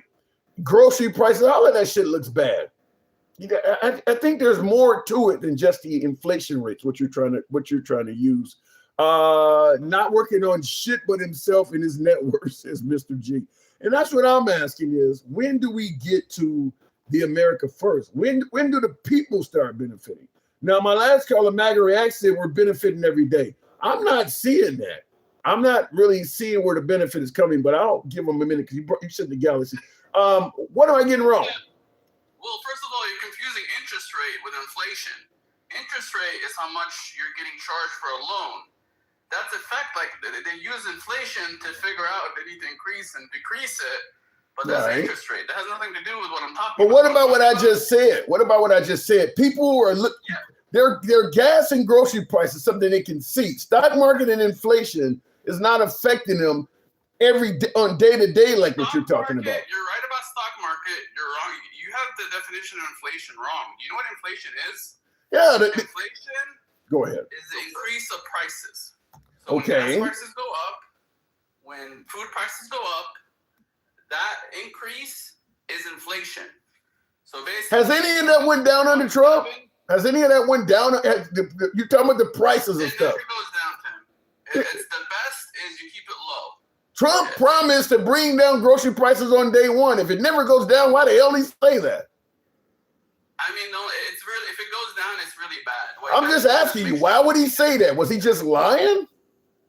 It's just because most people are too simple. I mean, you barely know what inflation means. Like, basically, like when you say groceries are getting higher, whatever gas rent is getting higher, that's inflation. So when I tell you inflation is low, it's low. That means it's not getting that much higher. Why would you tell the people you're gonna lower the price of stuff on day one if, according to you, it never goes down? Eventually, they're gonna see stuff not going down. How are you gonna deal with it? You don't tell them you're gonna bring the price of stuff down on day one. That's just how the language works, Tim. It's like when you say when the Democrats tell you like Republicans are cutting Medicare, it's not that they're actually cutting it down; it's keeping it the same. So in other words, Trump lied. That's how the vocabulary works. What's the difference between what Trump said and an actual lie? It's not a lie because that's just how the vocab works. You're misunderstanding. No, the vocab don't work. That's how everybody knows what it means to bring grocery prices down. That's not something you take out of context. You see how high it costs to buy eggs? If you elect me, I'm going to bring down the price of eggs. There's not how the vocab works. Everybody understands what that means. If you get in there and eggs don't come down, you lie. There's no other way around that. You're trying to spin that. But they do go down. But overall, the inflation as a whole, the price of everything together, inflation is a price increase of price. Yeah, inflation is the price increase of everything as a whole. So if you take how much eggs went up, how much gas went up, how much everything went up, and compared to the previous month, that's the inflation number. Ain't nobody doing all of that shit. Numbers are good. Yes, they are. No, they not. If I go to the grocery store under Biden and a gallon of milk costs $4, and I go to the grocery store under Trump and a gallon of milk costs $4.25, all of this shit you're talking about is irrelevant. I'm paying a quarter more. That's how everybody's going to see it. Okay, and that number, that quarter more, is represented by inflation number. So when I'm telling you inflation's low, I'm telling you it's only a quarter. It could have been 50 cents. It could have been more. And anytime that number is below 3, that's good. If you look at Trump's number, which I showed you last time with my receipts, his inflation numbers are always good. Prices always go up, but they always go up the least under Trump. Yeah. And under Biden, they went up by 9-10%. You have a year where they just kept going 10%, 10%, 10%. With Trump, it's been like 2%, 2%. It started at 2.7, 2.5. Now it's a little higher at 3.7, but it's still reasonable. Yeah, all of your descriptions come back to inflation, and like I said, that's something the average. We're talking about the same thing, but you don't know the exact. You know how much everything increased. I'm going to just simply no. We're not talking about the same thing. I'm talking about how much does a box of cereal cost under Biden versus under Trump. All of the stuff you're talking about, that nobody's paying attention to that. How much does my receipt show I spent? How much does my receipt show I spent under Trump versus how much my Walmart receipt showed I spent under Biden? That's what people are actually looking at, not the shit you're talking about. But you know the difference between microeconomy and macroeconomy? Nobody cares. Take that shit to math class. I'm telling you, the inflation number represents what you're talking about. Well, the inflation number represents how much things have gotten more expensive. Right. I didn't hear any of this shit when Biden was in office. When you guys were blaming it, you guys weren't talking about all this micro and shit. You were blaming him for the price of eggs. You didn't even give him credit for the bird flu causing it. You guys were directly on price. Inflation. We also complained about high inflation. It just wasn't eggs. It was everything. Everything was going But you know damn well egg prices were up, and it had nothing to do with Biden. Yet you were blaming Biden for it. Okay, but all right, then, so he gets blamed too. So then he gets blamed the same damn way. Now you want a real explanation for him when you slam Biden on some bullshit. They want to, again, first of all, I compare him to Biden because Biden was the last president. I also do Obama. That ain't what I'm saying. That ain't what I'm saying. What I'm saying is, I'm just saying that real quick. You want. Why are we not comparing to Reagan? You want Trump to get all of this benefit based on inflation and shit. When you knew there was bird flu and you didn't even give Biden benefit based on that causing the price of eggs to increase. You were hammering him for stuff you knew wasn't his fault, but you want Trump to be treated fairly, right? Is that what I'm hearing? No, I'm just Yes. I don't care fair or unfair. I'm just telling you what the numbers are saying and I'm just telling you what inflation means. That's all I want you to get. Nobody cares about that. Bring down the price of groceries. Don't give us an explanation for why they high. Give us what you promised, them coming down. He said he's going to lower the prices. Give us that. I don't want an explanation about inflation. You didn't promise that. But they're the same thing. That ain't what you had. That ain't what you when you were campaigning, you didn't say shit about inflation. You said you're going to bring down grocery prices. Now that you're in there, you don't want to talk about grocery prices no more. You want to talk about inflation now. It's the same thing. That ain't then why you didn't say it while you were campaigning? Then why didn't it come up while you were campaigning? What's up? Why didn't it come up while you were campaigning? You said grocery prices. No, you're campaigning. No, you're campaigning on grocery prices. Now you get in there and shit's fucked up, and now you want to talk about inflation. How many times do I have to say it's the same thing? It ain't the same thing. No, it ain't the same thing. Mike. It is the same thing. Magarax, do you own any property? Yes. I own 2 houses. Okay, perfect. So you own 2 houses. So you already know that. Would it be a good time to sell one of your houses right now? No, not right now. Why is that? Well, first of all, I live in them, but you don't live in both of them. Go ahead. Oh, I rent one out. You try your best. He know what you getting at. Would you sell one? Why wouldn't you sell one of them? Because I live in Miami. My other house is in Orlando. I'm planning to move there to be closer to my sister one day. Okay, cool. But it's not a good market. That's what he know. What what the fuck you talking about? The market's good or bad. No, wait a minute. Hold on. I mean, it's not as good as a few years ago with high inflation. Do you own a business? Yes, I own a business. Do you purchase any commodities at all? Yes. Are they up or down? They're about the same, actually. Okay, so what commodities do you purchase? Cosmetics, Botox, filler, all kinds of shit. So some of those ingredients in your Botox and your cosmetics come from other countries where they had tariffs put on. What does it have to do with inflation? Hold on. Let him explain. You come over here talking about something that has nothing to do with inflation. We're talking about the definition of inflation. You know exactly where the fuck I'm going. That's why you're over talking. Okay, but that's not what we're talking about. No, hold on. Let me finish. Let me finish because I buy commodities. Because I'm going to take it back to the definition of inflation. Let me finish. There are several ingredients in the products you say you buy that have been tariffed by Donald Trump that made those prices go up. If you're trying to tell me that those prices have not gone up because of the tariffs, I'm going to call you bullshit, and I will challenge you. I will go live for you to show me. I'll show you my invoices, and you show me yours, because I know some of those raw materials have gone up since Donald Trump hit with the tariffs. So the prices aren't the same. Okay, so again, I agree with you. I just told you. Okay, so you just lied to me when you said that. Hold on, you just lied to me when you said they were the same. You did say that. Overall, they're about the same. Like, no, not overall because about the same. I get extra free samples to make up for fucking price increase. So my overall bottom dollar. So there is a price increase. I have a I buy high volume and I get great prices. But there is a price increase. On paper, yes, but in reality, I pay the same fucking price because I got a hookup. You trying your best not to admit reality, Mac. I mean, you spinning it. You making me dizzy. You making me dizzy. So here's the thing.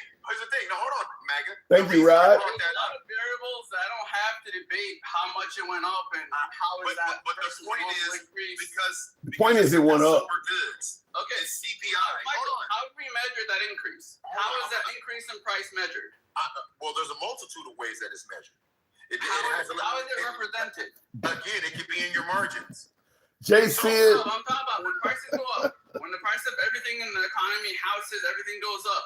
What do we call that? The increase in price from month to month. Okay, so when I'm telling Tim, when he's talking about groceries going up, it's the same as inflation because inflation represents the groceries going up. Am I right? No, it's not. No, it's not because that's CPI. That's different. Because that's consumer kind of inflation.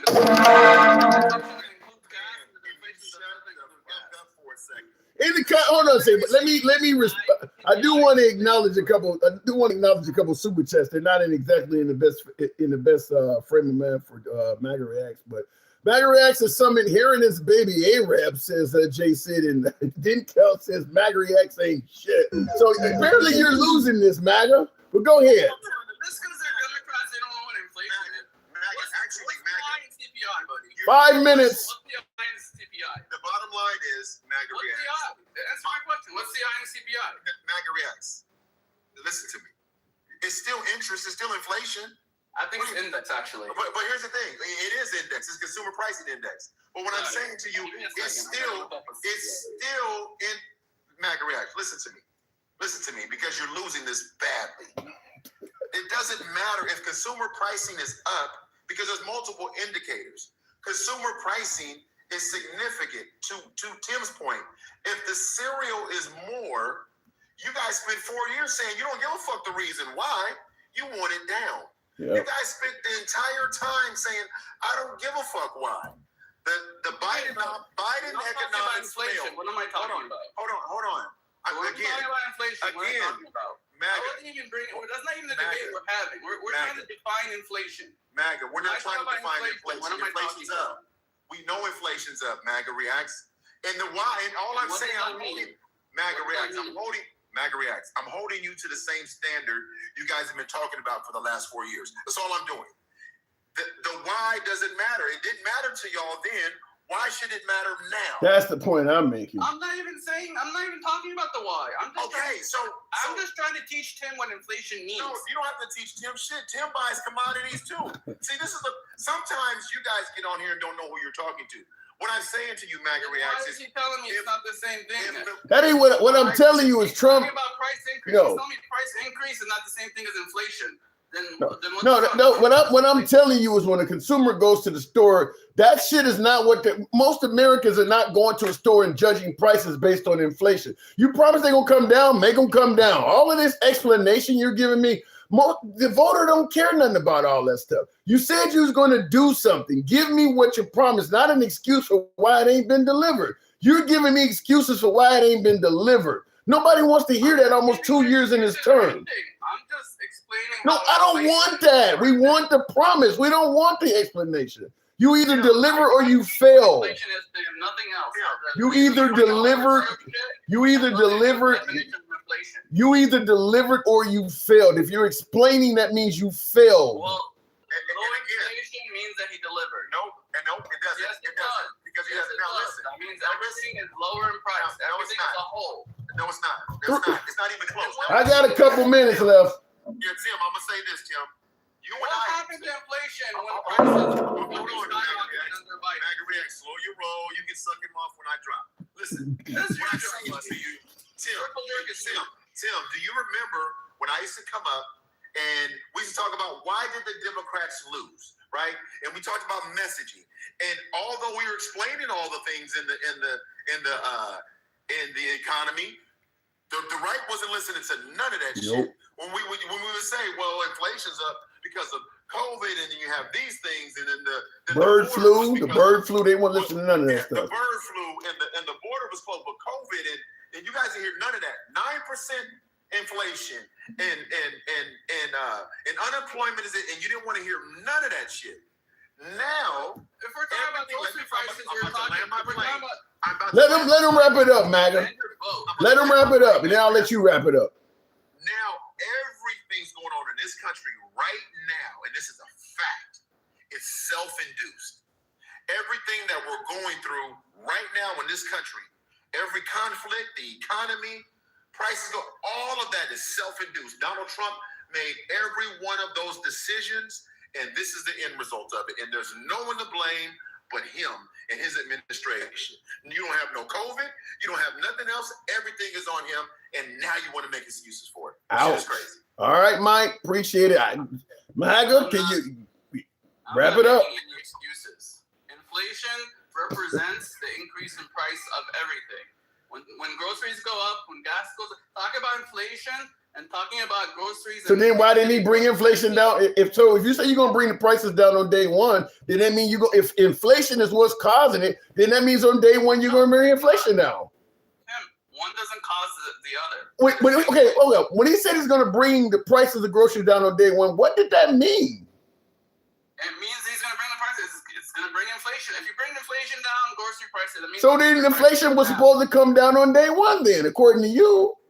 And it was. It was low as fuck his entire year and a half. It's been low, except for The prices of groceries MAGA has not been down throughout Trump's whole term. It's never happened. You're saying those two things are connected, yet the price of you haven't heard Trump bragging about price of groceries coming down since he's been in office. That has never happened. You're wrong about that because low inflation means the prices are good.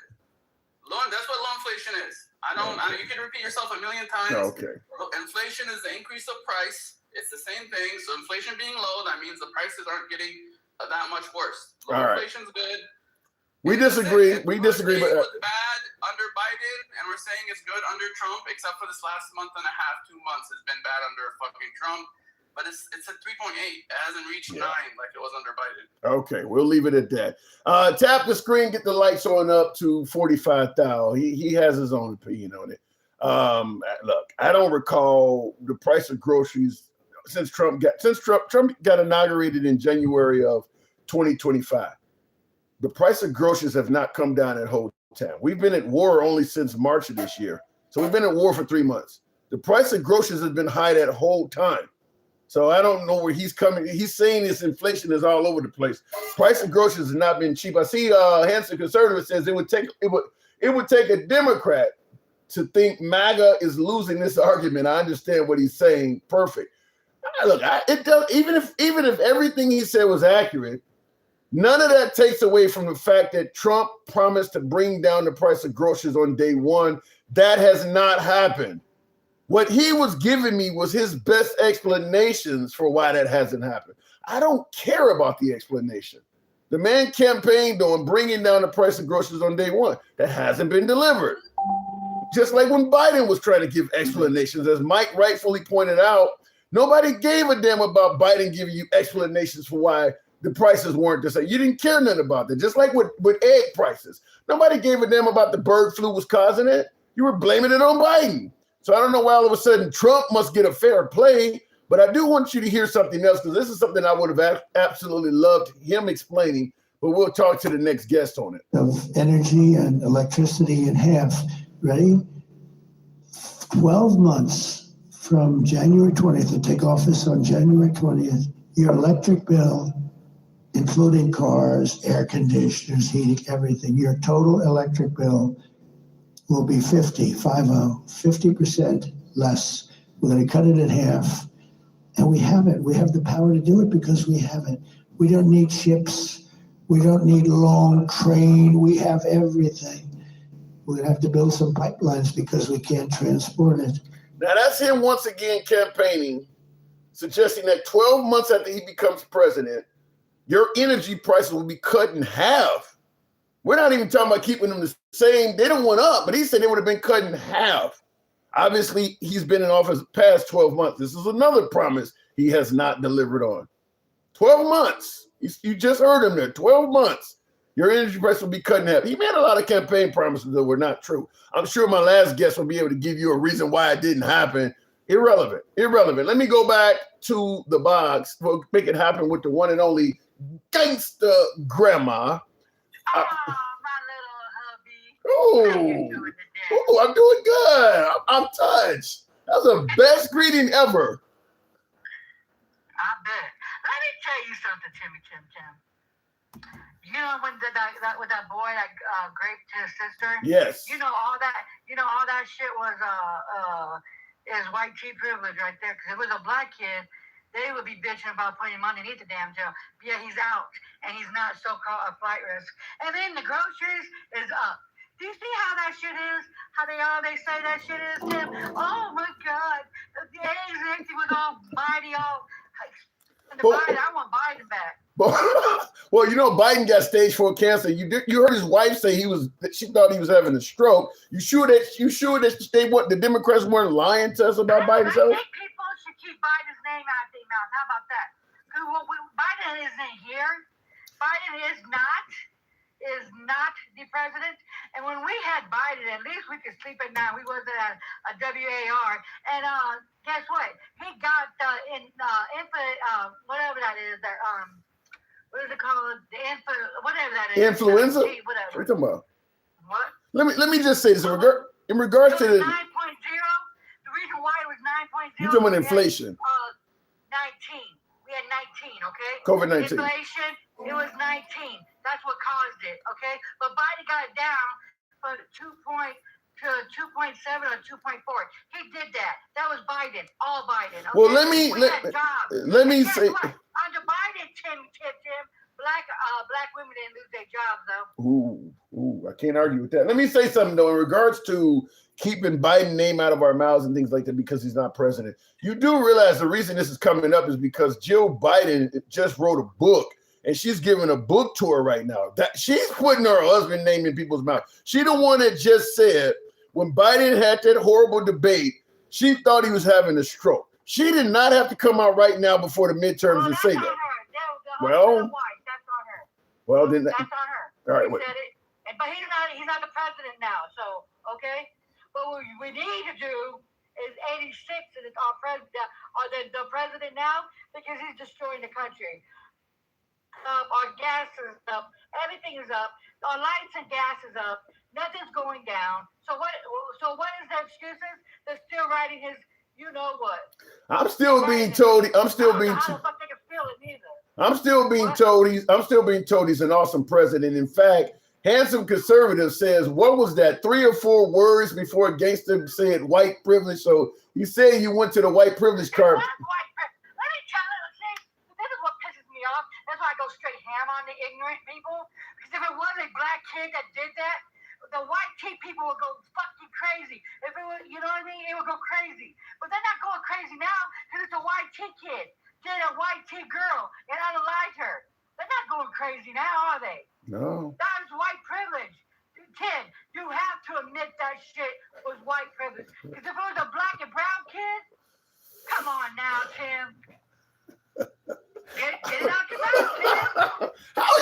How is your day going? How the hell are you today? No. Okay, let me. Look, let me go ahead and answer your question. Yeah, you're 100% right. If a black kid in the hood did exactly what this guy did, and they were letting him out on bond, and telling him he's not a threat to the community, yeah, it would be. It would be major outrage. Is it white? Hold on, is it white privilege or is it wealthy privilege? Yes, it is white privilege. It's white privilege. That mofo got out because of his skin color. So I promise you, one of us did that, we'll be underneath the damn jail. Oh my God! He should be under. Yeah, I don't have an answer for that. I don't understand how you could kill somebody in that manner. Yeah, the white man is all big nag. Well, suck it up, Buttercup. It's called white privilege, okay? Yeah, I don't understand how you could take somebody's life in the manner he did after raping them. I mean, you raped her, then you killed her in a savage way. Then you tried to hide the body under the bed, and you get out until. And then you get out saying he's not a threat. Yeah, I don't. Fucking serious? Yeah, I don't know. That's insane. That's what it's called. It's called white tea privilege, right there, buddies. So knock it up, honey cups, because that is called right there white privilege. So don't mix me with the bullshit that you guys don't have it, because that little motherfucker greatness got it right there. Because if it was a black kid, he wouldn't have got it like that. Yeah, and I'll respond to Ghost Burrow in the comments saying every state is different. You guys don't say every state is different when you're accusing Chicago of doing shit. When you're attacking liberal cities, you don't talk about every state is different. You say that state is fucked up. What Florida did is wrong. I mean, there's no other way to put it. It does look like, as she's saying, white privilege or some kind of privilege was given to this kid. It's wrong. Those are your little maggots right there. Oh, you love me, loving maggots. Yeah, Buttercups. Let me tell you, white privilege all damn day. Well, you so-called Buttercups, your president don't give 2 F's about you, not 2 F's, because he even told you. He don't even care if you guys are not even feeding your kids. The kid now today is that now more kids are in poverty right now. There's more kids that are going hungry. There's more people that have to miss meals because of your sorry-ass president. Go fucking figure, right? But how do you respond to folks who would suggest that Trump actually is doing, like MAGA reacts, Trump is doing a good job. The inflation is coming down. Now, MAGA likes white puff on his mouth and it's dripping so bad. He likes to ride it, man. Like, he's like the total B word. Like, yes, NASA. yes, massa. That's what he be doing. Like, yes, massa. But you know what, though? He wants to be white so damn bad, but his own people, he don't even like his own people. And next, he's going after your ugly ass. Yes, massa. Why would he go after me? What have I done? What would he go after? What would he going after me? Wait, he said he's going after me. No, he's going after MAGA Reacts. He's going after him. Because he doesn't want his own people. He don't even want them people that has citizenship, that wasn't born here. He don't even want their asses in this country. Wow. Go figure. Well, I mean, But you're over here sucking on his cock, bro. Deep throwing it, man. Balls to the wall. You over there sucking on it. Thinking, yes, man. what is it? Okay, and Blue One Banks, thank you for the hat mustache. I appreciate that. Some of you folks help your boy out. Thank you very much for that in the TikTok cap go. Let me ask you that, because you're suggesting that MAGA Reacts is balls deep and sucking Trump off of what? Why do you think it is? I want to ask you straight. How is it that Trump's economy can be in a position where it's not much better than Biden's economy? And it's worse. It's worse. Okay, let's go. Either one. But the fact is, it ain't a shining example of a great economy. Yet MAGA is like, Trump is one of the best presidents we've ever had. When people say the economy is what they normally judge a president by, how is he able to how is he able to deliver a substandard? How is he able to deliver a substandard economy almost 2 years into his term, and they still love him? What's going on? You ready for this? You ready? You ready? Sure. Timmy Tim Tim? Sure. It's called racism. It's called racism. How is that? How is it racism? Because, let me tell you something. If this was Biden's economy, they'd be bitching, moaning, and groaning, and, oh my God, oh my eggs, count my cheese. Yeah, if this was Biden, this would all be kind of racism. They don't like black and brown people. People are still standing with him right now. You're racist. You are. And I'm not going to sugarcoat shit. See, Tim, I'm not like you. I'm not going to give them the, oh, no, they're not racist. Oh, yeah, they're racist. All this is behind racism.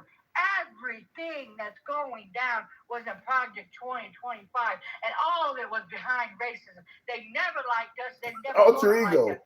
They want us out. Bro, you can't kick out people that live in the country. You said he want black people out the country? Let me tell you what the white team can do. The savages. Look what they just let out of the, look what they let a kid out of grape. They're savages. The whole white race are not savages, Gangster Grandma. They are savages. The entire white race? 99.99% of their asses, except for our little bitty crew that like our asses and our allies, minus them. I always say minus them, but everybody else, they savages. Did I? Maybe my speaker is off. Did I hear 99%? 99%. The 1% that like our asses, the ones that putting these bodies out there for us, yeah, they like us. But the other percentages, you know what? No, I want to say 99. Thank you. I'll give it 95%. That ain't much of a correction. Oh my God. Hey, you know what, Timmy? No, I don't. Let me tell some people. The reason why I go so damn hard, I call them out their names, I call them the uncooked protein. If you see my inbox, you'll see what people say to me in my inbox. I do have allies in my inbox saying, I'm sorry that they're going through this shit, and I'm sorry what they want to. But if you see the hate that I get because I'm light-skinned and every damn thing from the maggots, they can go fuck themselves. That's why I go straight ham on them. And then I have black maggots in my inbox saying, well, I'll give it to you still. No, Negro. Well, maybe you're getting hate, considering your visuals. Maybe you're getting hate because they see you as a traitor to your own race. They see you as you're a white woman saying all this negative shit about white people. I'm just. Okay? I'm so sick of you mofos telling me I'm fucking white. If you guys go through history, black it comes in every fucking shade. In Africa, especially East Africa, it is called a tribe called Ashanti. They look white as hell, blonde hair, blue eyes, beautiful Africans, and they look white. Well, how about this? Maybe like Alter Ego in the comments says, I don't care about your inbox. He says you get what you deserve. So suck on that. Lollipop. Okay. Your mama wasn't complaining last night when I went down on her ass. And What? don't come for me. Don't come for me. Who is mama? Oh my Lord. I've never heard a woman say I went down on your mama. I've never heard that before. In the comments, Denka, you wanted me to ask MAGA Reacts if the terrorists worked. I think he would have said no on that so far, but they do believe it. Let me tell you something. Let me tell y'all. He said his mom is 70. He said his mom is 72. I don't give a damn shit. They're the ones that's getting their asses tore up. And wood.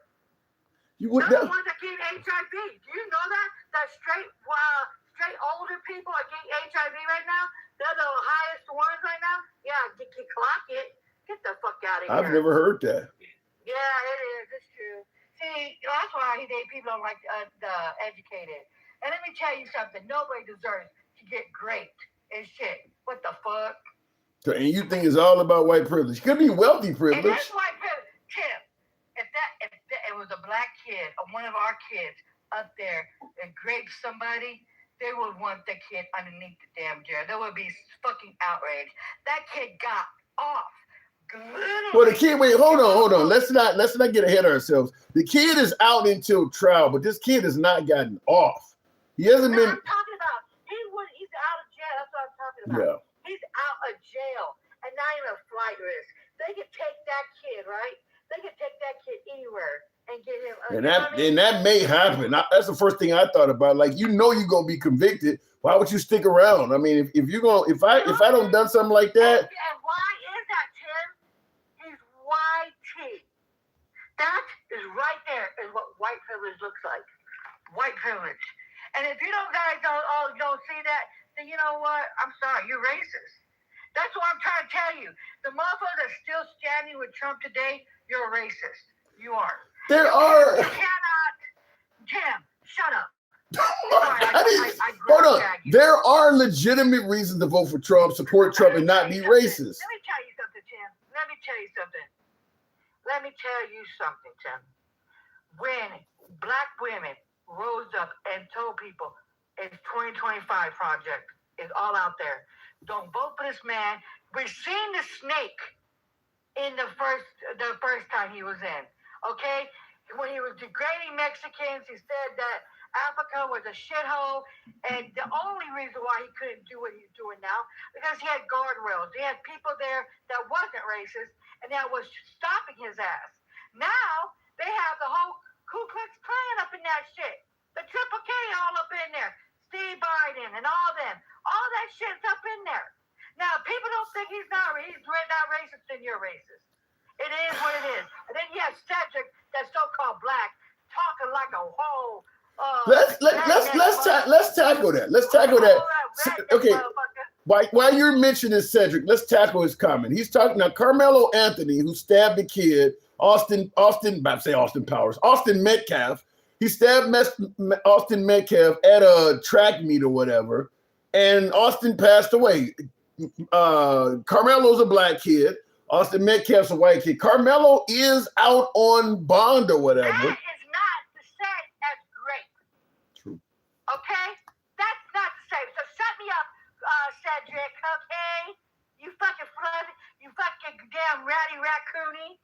That's not the same, bitch. I gotta agree with you. I gotta agree with you.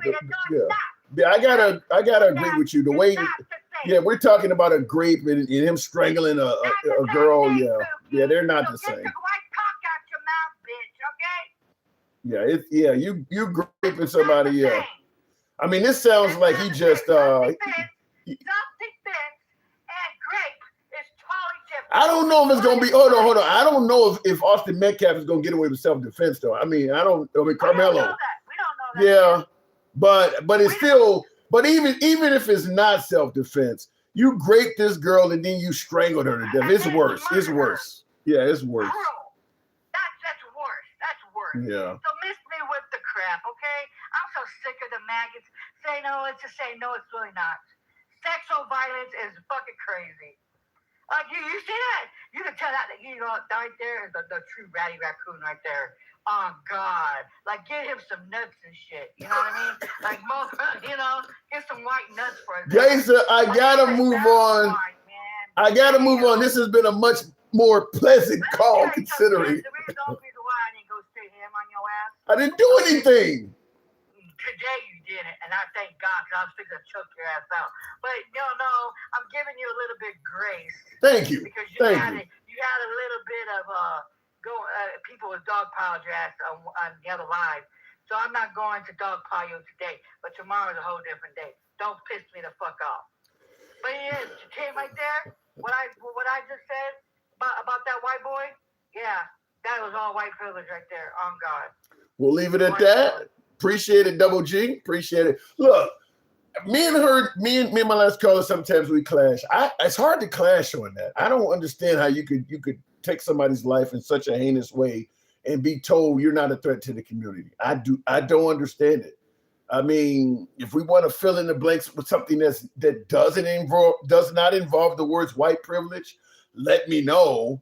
But he certainly got some kind of privilege. Probably wealth is involved in that. I mean, it sounds like the judge is damn near a family friend or something. I mean, because he committed the crime and he was arrested then, and the judge, it could have held him then when he was charged with it. And now he goes in today and they continue to let him out all the way until trial. I don't get it. I don't get it because look, if I got a 16, 17-year-old kid that I really care about, and I'm going to put my kid, my love of my child above the horrible act that he did, I might sit my 16-year-old down and tell him, you facing a very long time in Florida, by the way. I think in Florida, life really is life. I don't think Florida is one of those states where you get life and you can get out in 18, 20. I think in Florida, if you get a life sentence, it's life, if I'm correct. So, and they're charging him as an adult. So he could literally be in jail for the rest of his life. I'm not saying he don't deserve to go down forever for that type of a crime. But what I am saying is that if I really was a selfish parent where I only gave a damn about the welfare of my kid and I didn't even care that my kid committed a horrible act and took somebody else's child's life, I probably would sit my kid down and tell him, based on what you're facing, you do realize going on a lam is an option. I mean, it's not really going to affect you that much anyway. If you go on a lam and we try to get you into Cuba or try to get you into Mexico and somewhere else, if they eventually catch up with you, they eventually catch up with you. That's just another few days, few months, few years of your life that you get to live as a free person somewhat. I mean, you're going to get a long period of time, and at the end of the day, whatever punishment they throw on for you being on a lam ain't going to make much of a difference anyway. So if I was a parent that only cared about my kid and didn't give a shit about what my kid had done, I would probably tell him, I can't help you out because, or if I do help you out, I can't make it known. But if I'm going to turn my back, understand there's some money upstairs on the cabinet shelf, whatever the case may be. If it and you disappeared, I would totally understand because you looking at forever. I mean, I would sit them down and tell them the truth. Like, it ain't going to make a difference if you go on a run and they catch you in a few years. You're going anyway. You're going anyway. So anyway, tap the screen. Insanity, please come in, says Rod S. You said he may plead insane. And you raped her too? I don't know. And you tried to hide the body? He did it on a Carnival cruise ship. And they have video footage of one of the other people that was sharing the cabin with them trying to get back in the cabin. And he wouldn't let them in. And he went back in there and tried to hide the body under the bed or something like that. So it looks like he was he was well aware of what he did. I don't think the insanity plea would work. I don't think it would work. I mean, not to say they won't try it.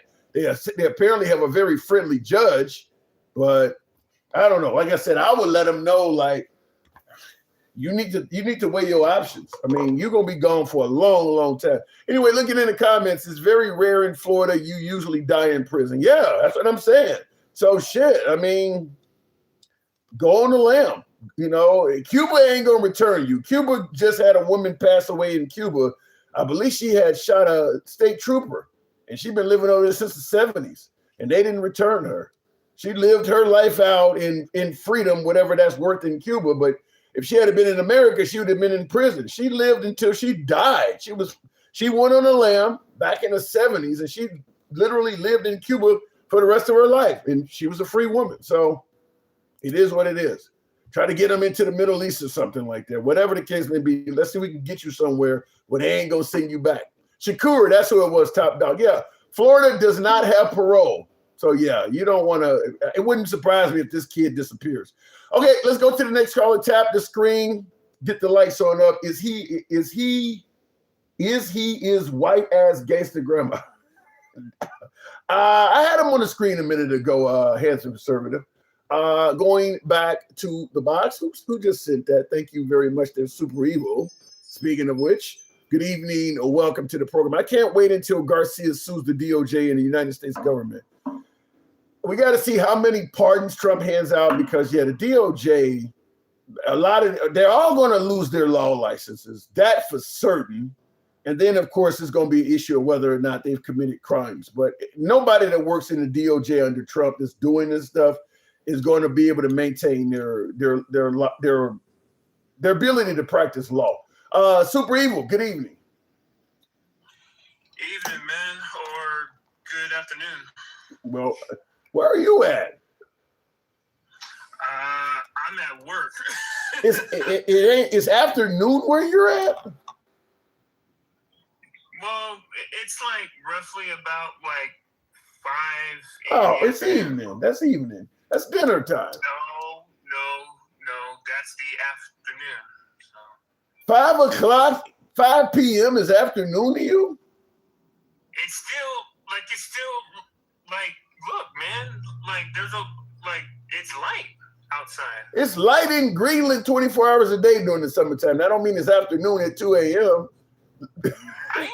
Man, you're crazy. I'm not in fucking Greenland.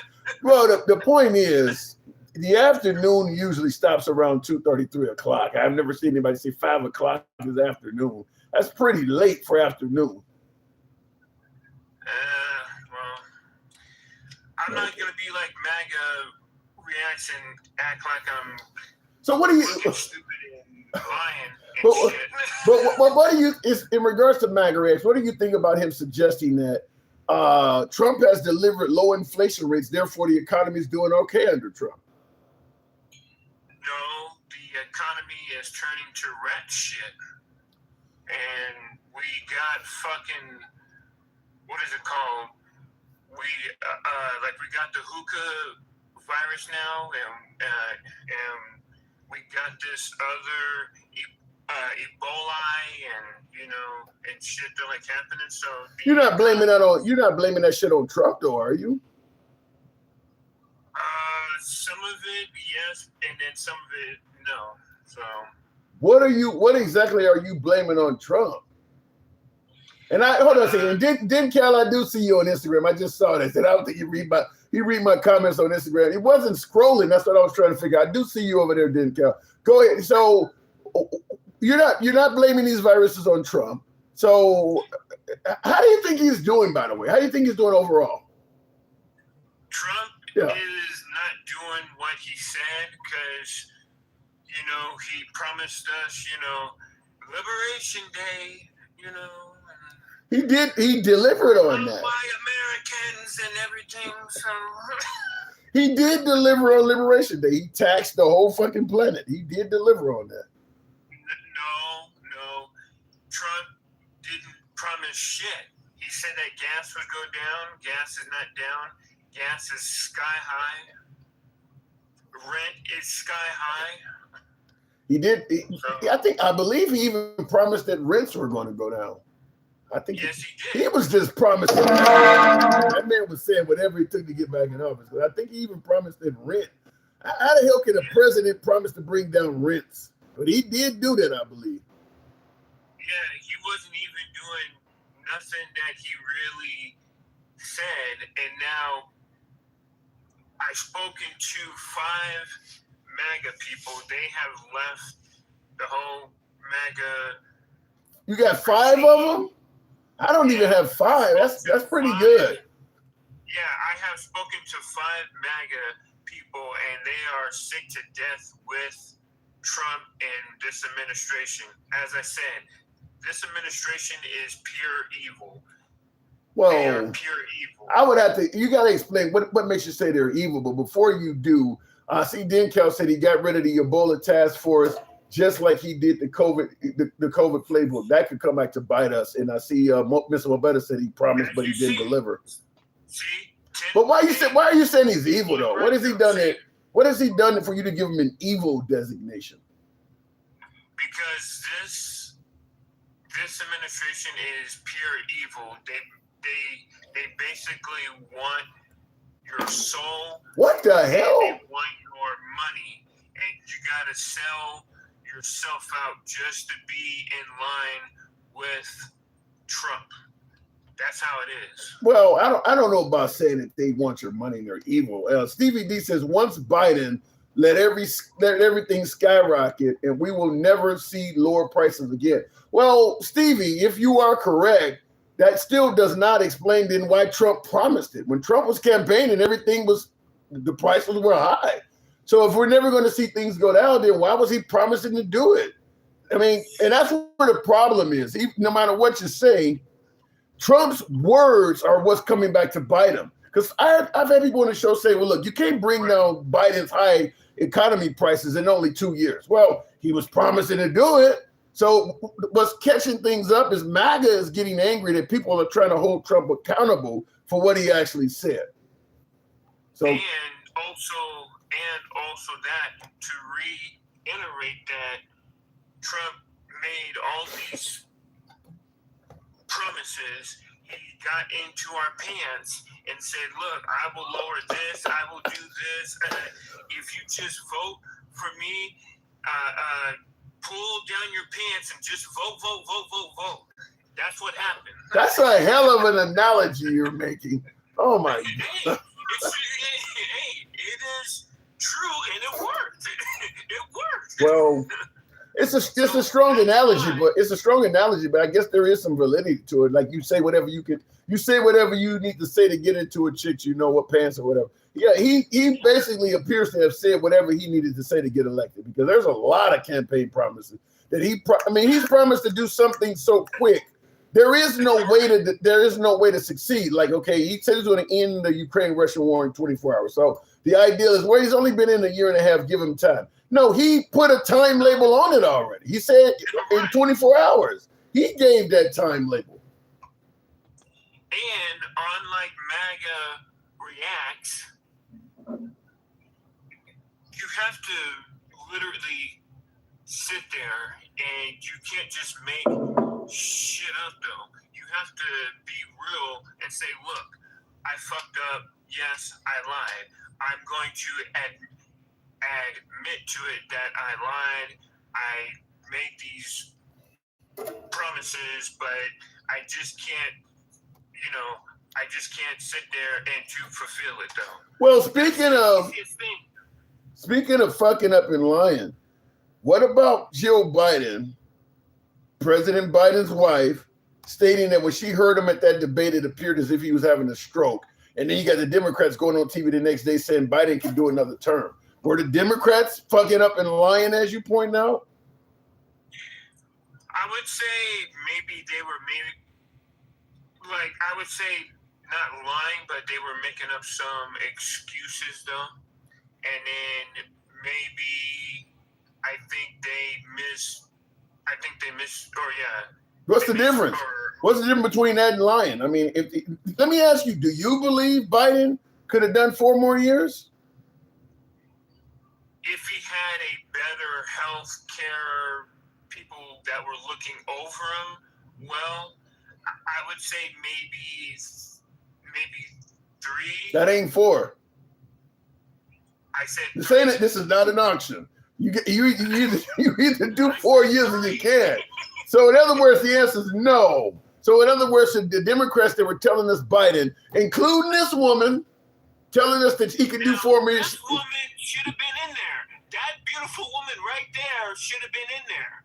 That woman right there. It sounds like this woman was lying to the American people, indicating Biden can do it. Was not lying. That woman should have been in office right now.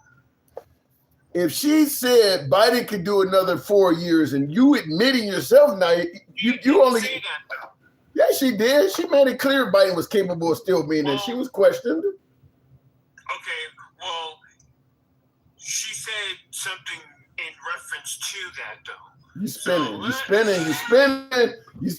You're trying to avoid saying Kamala Harris was a liar. You're spinning. You are spinning. I'm not spinning. I'm just saying though. She said in reference to that though. Come on now. So considering how she played games and was not totally forthcoming with Biden's help with the American people, would you trust her in office again? She doesn't appear to be honest. I would trust her, yes. I would trust her to be in office. And here's my analogy. Here's the reason. Okay. She warned us that Trump was going to go off the rails, and she warned us that Trump only cared about himself, his money, his pocket, his little fantasy type of the creatures that he has as the friends, and she warned us it was about that. So yes, I would highly recommend to have her in our in our office. Listen, I know you obviously lean left, so you're going to pick her over Biden, but I don't lean left. I just look at certain things and then I just vote for those. And as I said, I did not vote for Trump this term. I just voted for the right things. Okay, but her lying to the American people or not being forthcoming, that's not the right thing, is it?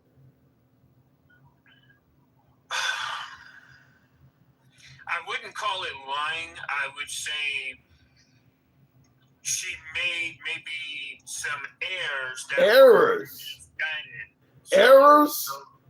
Yes, errors. What's the difference between that and lying? What's the difference between an error and lying? Trump is a liar.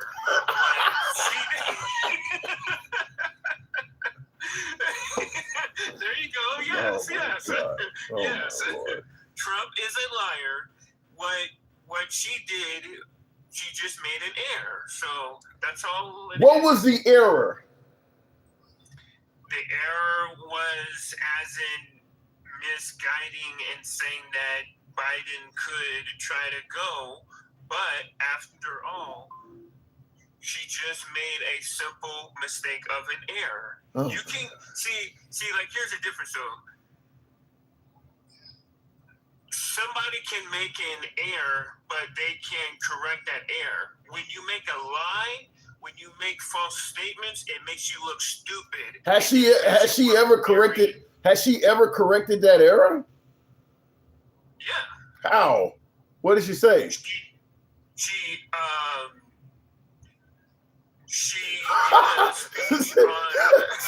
Stevie D says you sounded like Trump, but you just a Democrat doing it. Man, Stevie D, man.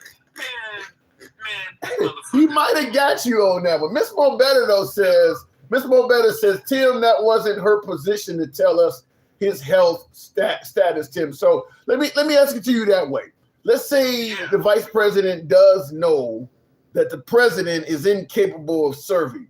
Do you believe she has a duty, she or he as the vice president has an actual duty to be honest with the American people or to protect the privacy of her boss and not tell the American people? I would say yes, she does have the duty. The vice president, whoever it is, they have the right by law to be honest and very truthful and tell the president that, hey, look, I wouldn't go out there, or I wouldn't make the speech, or I would do this in a different. But wait a minute, by way of the American people, once if this, I'm not saying she felt this way, but let's say she felt he could not serve a full term again. Does she have any obligation to tell the American people? I would say yes. So she failed us. She failed us. As I said, she made an error, but she didn't lie. An error. Look, listen, honey, I didn't lie about this relationship I had on the side. I made an error. What the fuck? I made an error when I was at her house last night. It was an error. I think Stevie D got you pegged correctly. No. I'm gonna try to like we playing baseball. You dropped the ball and made an error. Yeah.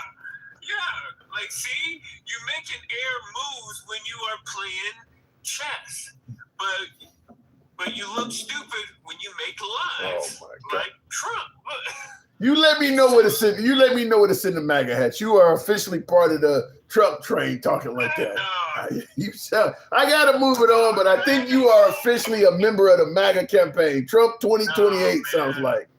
No way. I will use that hat for firewood. Oh, well, this is MAGA. MAGA don't burn. You know that if you use this hat for firewood, it'll. If you burn this, this has the power of MAGA behind it. If you use this for firewood, it'll burn for 10 straight days because it's MAGA, baby. It don't burn out. I gotta go. MAGA is hell. MAGA will go to hell. Well, So, things burn in hell forever, right? The fire never goes out. Some of those people need to burn in hell. Jesus Christ. You sound like gangster grandma with that. I gotta go. All right, Tim. Always is a pleasure, man. Same. Tap the screen, get the likes showing up to 80,000. What is it? Yeah, 7180 if you will. Super Evil, I'll see you there due to your errors. Damn, Stevie. Stevie, you are rare form tonight. And by the way, appreciate the super fan. You are in rare form. Continuing on. I see in the comments, D-Fan says, Timmy Tim, stop the fluffing. There is no fluffing on this show. There's no fluffing on TikTok or in this case, Instagram. Dencal, welcome to the program. The biggest problem with American people voting is they figure they have to vote for the least evil when they get to back candidates, and you do not have to vote for the less evil because evil is evil. Well, it depends. Look, less evil could be a significant. Like, listen, let's say one candidate you think is a piece of shit when it comes to the economy. The other candidate is trying to be like Hitler and put people in ovens and shit like that. Those are your two choices. Voting for the less evil might be a decent choice. It depends on how far apart their level of evilness is. So I understand what you're saying, but sometimes voting for the one that's the less evil might be the best route to take. Dencal, good evening. Good evening. So, did they lie on Trump? On Biden? You hear what his wife said? She thought he had a stroke. I don't see where that constitutes a lie. What do you mean by somebody lying? Why would you let this man go out in campaign, taking people's campaign donations, got the voters thinking they're going to ride with him, and you feel confident this guy ain't capable of serving? She literally said she thought her own husband of many, many years was having a stroke. Well, I mean, if that's what she thought on one particular day, that doesn't mean everybody was lying about it, what they thought his abilities were. You really think that they thought he could do another 4 years? I don't know what they thought, but it's not up to me to make a judgment on the people around him and say everybody knew he couldn't do it. I mean, technically, he's still alive right now. He's still be talking and going places right now. We wouldn't even be seeing that dude right now. If that dude would. But that's all subjective to what we think might be happening. Yeah, but I'm not going to say they all lied because they said that they thought he could. Hey, they accused him of being in his damn basement the whole damn time. Maybe they thought he could stay in his basement another 4 years. And,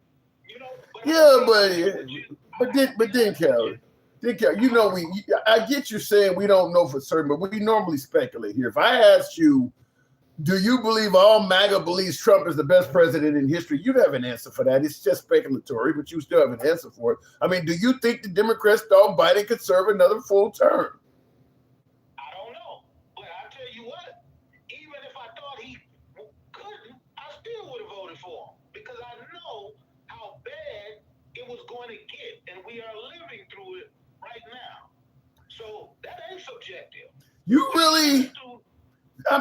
listen, I know for the left how bad things are going. Not to mention Trump says he hates the left and he's trying to make the lives of the people on the left miserable every day. But the question I want to ask you, you really predicted it would be this bad for the left? We saw what he did. Now, I ain't gonna lie. What he's doing now is worse than what Yeah, that's what I'm thinking. I would listen, I knew he was. I knew it was gonna be bad. Yeah, yeah. He does not have a grasp on. He doesn't have a grasp on legislating, or not that he's not a legislator, but he doesn't have a grasp on leadership and how to lead a country. And we saw that through COVID. We saw that we found out later on in the background. They were giving the vaccine to their friends, and they found out that Jared Kushner was hooking up his friends down there in New York with the vaccine ahead of time. Like, I could see what he would do in the second term.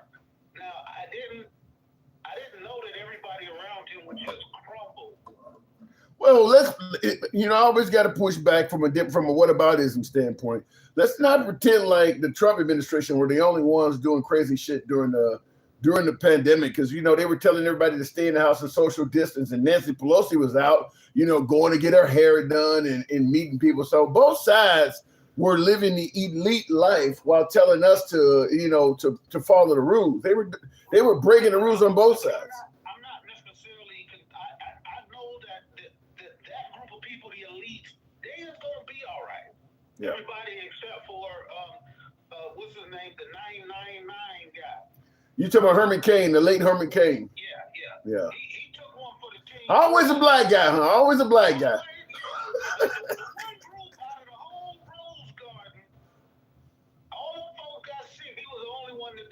Yeah. He down there talking about how he loved Trump.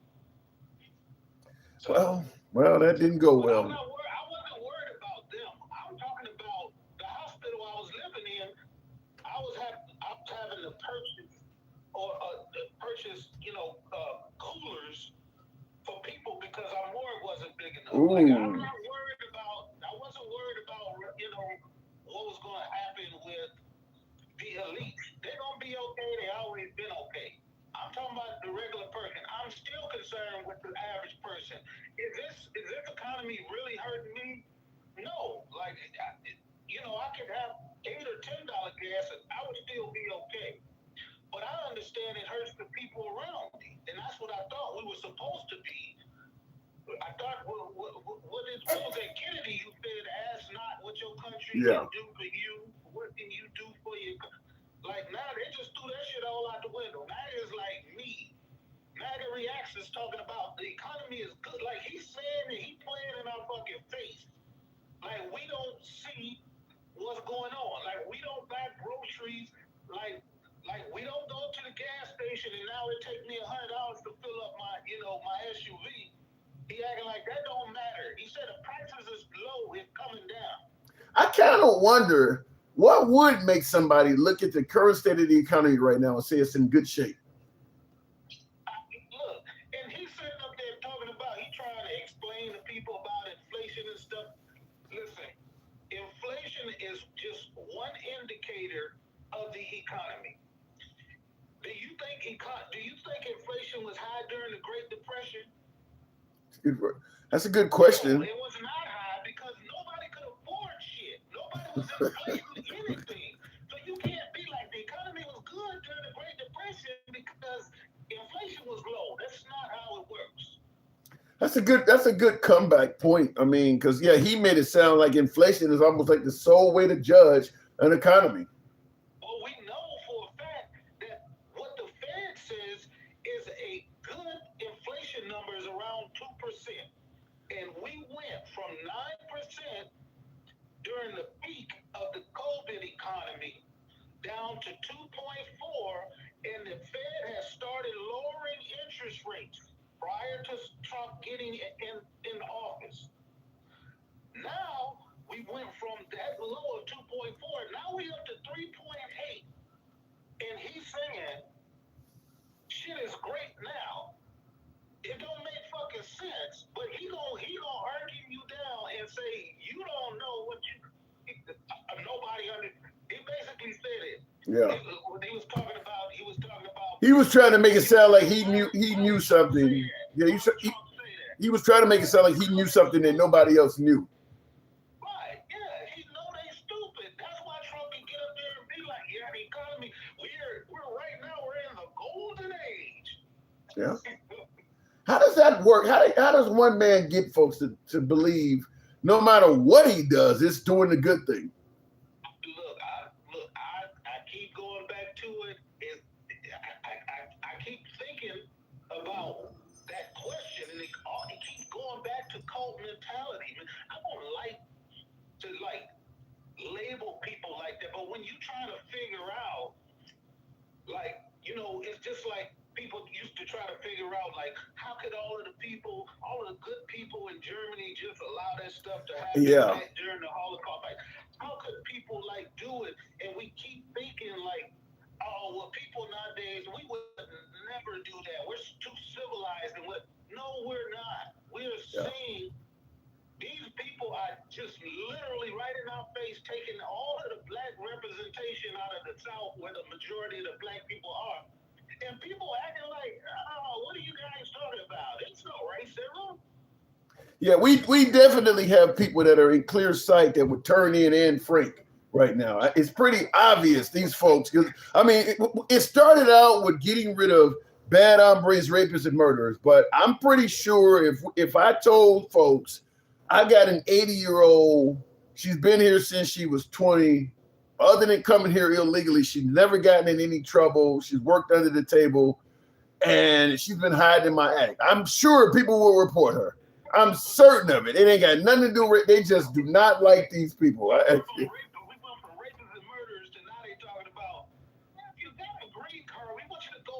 Yeah. I heard that he wants green card holders to go back to their country to. And I.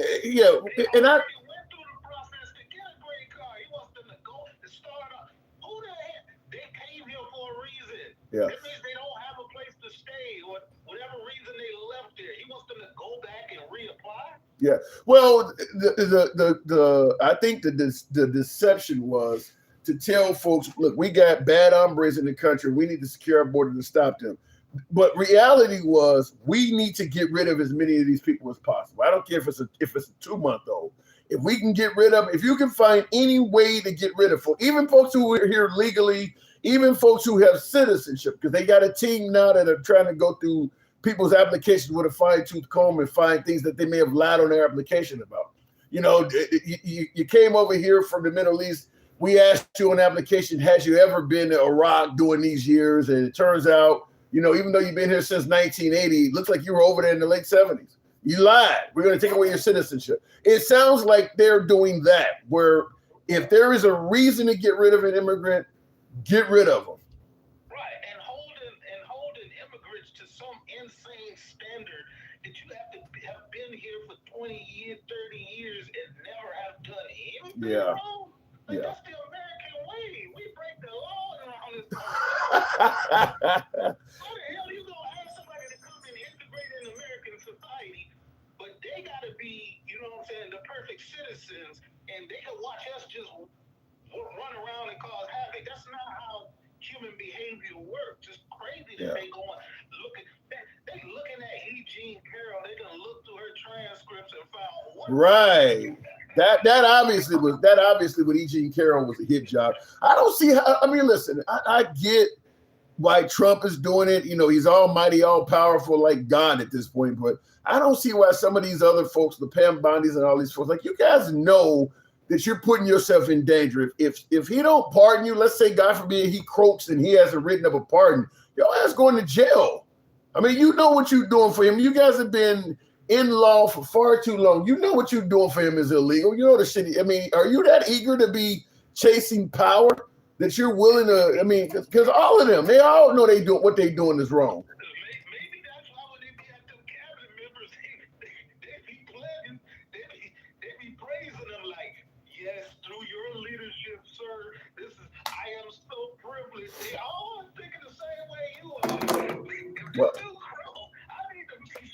Well, maybe though, to be honest with you, maybe Trump has already written some pardons, and they may have them in their desk or something like that. I kind of reminds me of the movie Clearing Present Danger with Harrison Ford, and there was a scene in there like the guy was like a get out of jail free card. He had a pardon already written up. I mean, it might because they started a little war in the movie, and you know they didn't want to get in trouble, which is why at the end of the movie Harrison Ford is testifying before Congress about it. But I'm assuming that he may have already pre-written some pardons just in case he does croak. I mean, they are a bunch of lawyers. I'm sure they've thought about that. Like, he got us doing this shit. What if your ass don't live? So well, they did say he wrote out some things that he wanted J.D. Vance to do if he suddenly meets his demise. yeah.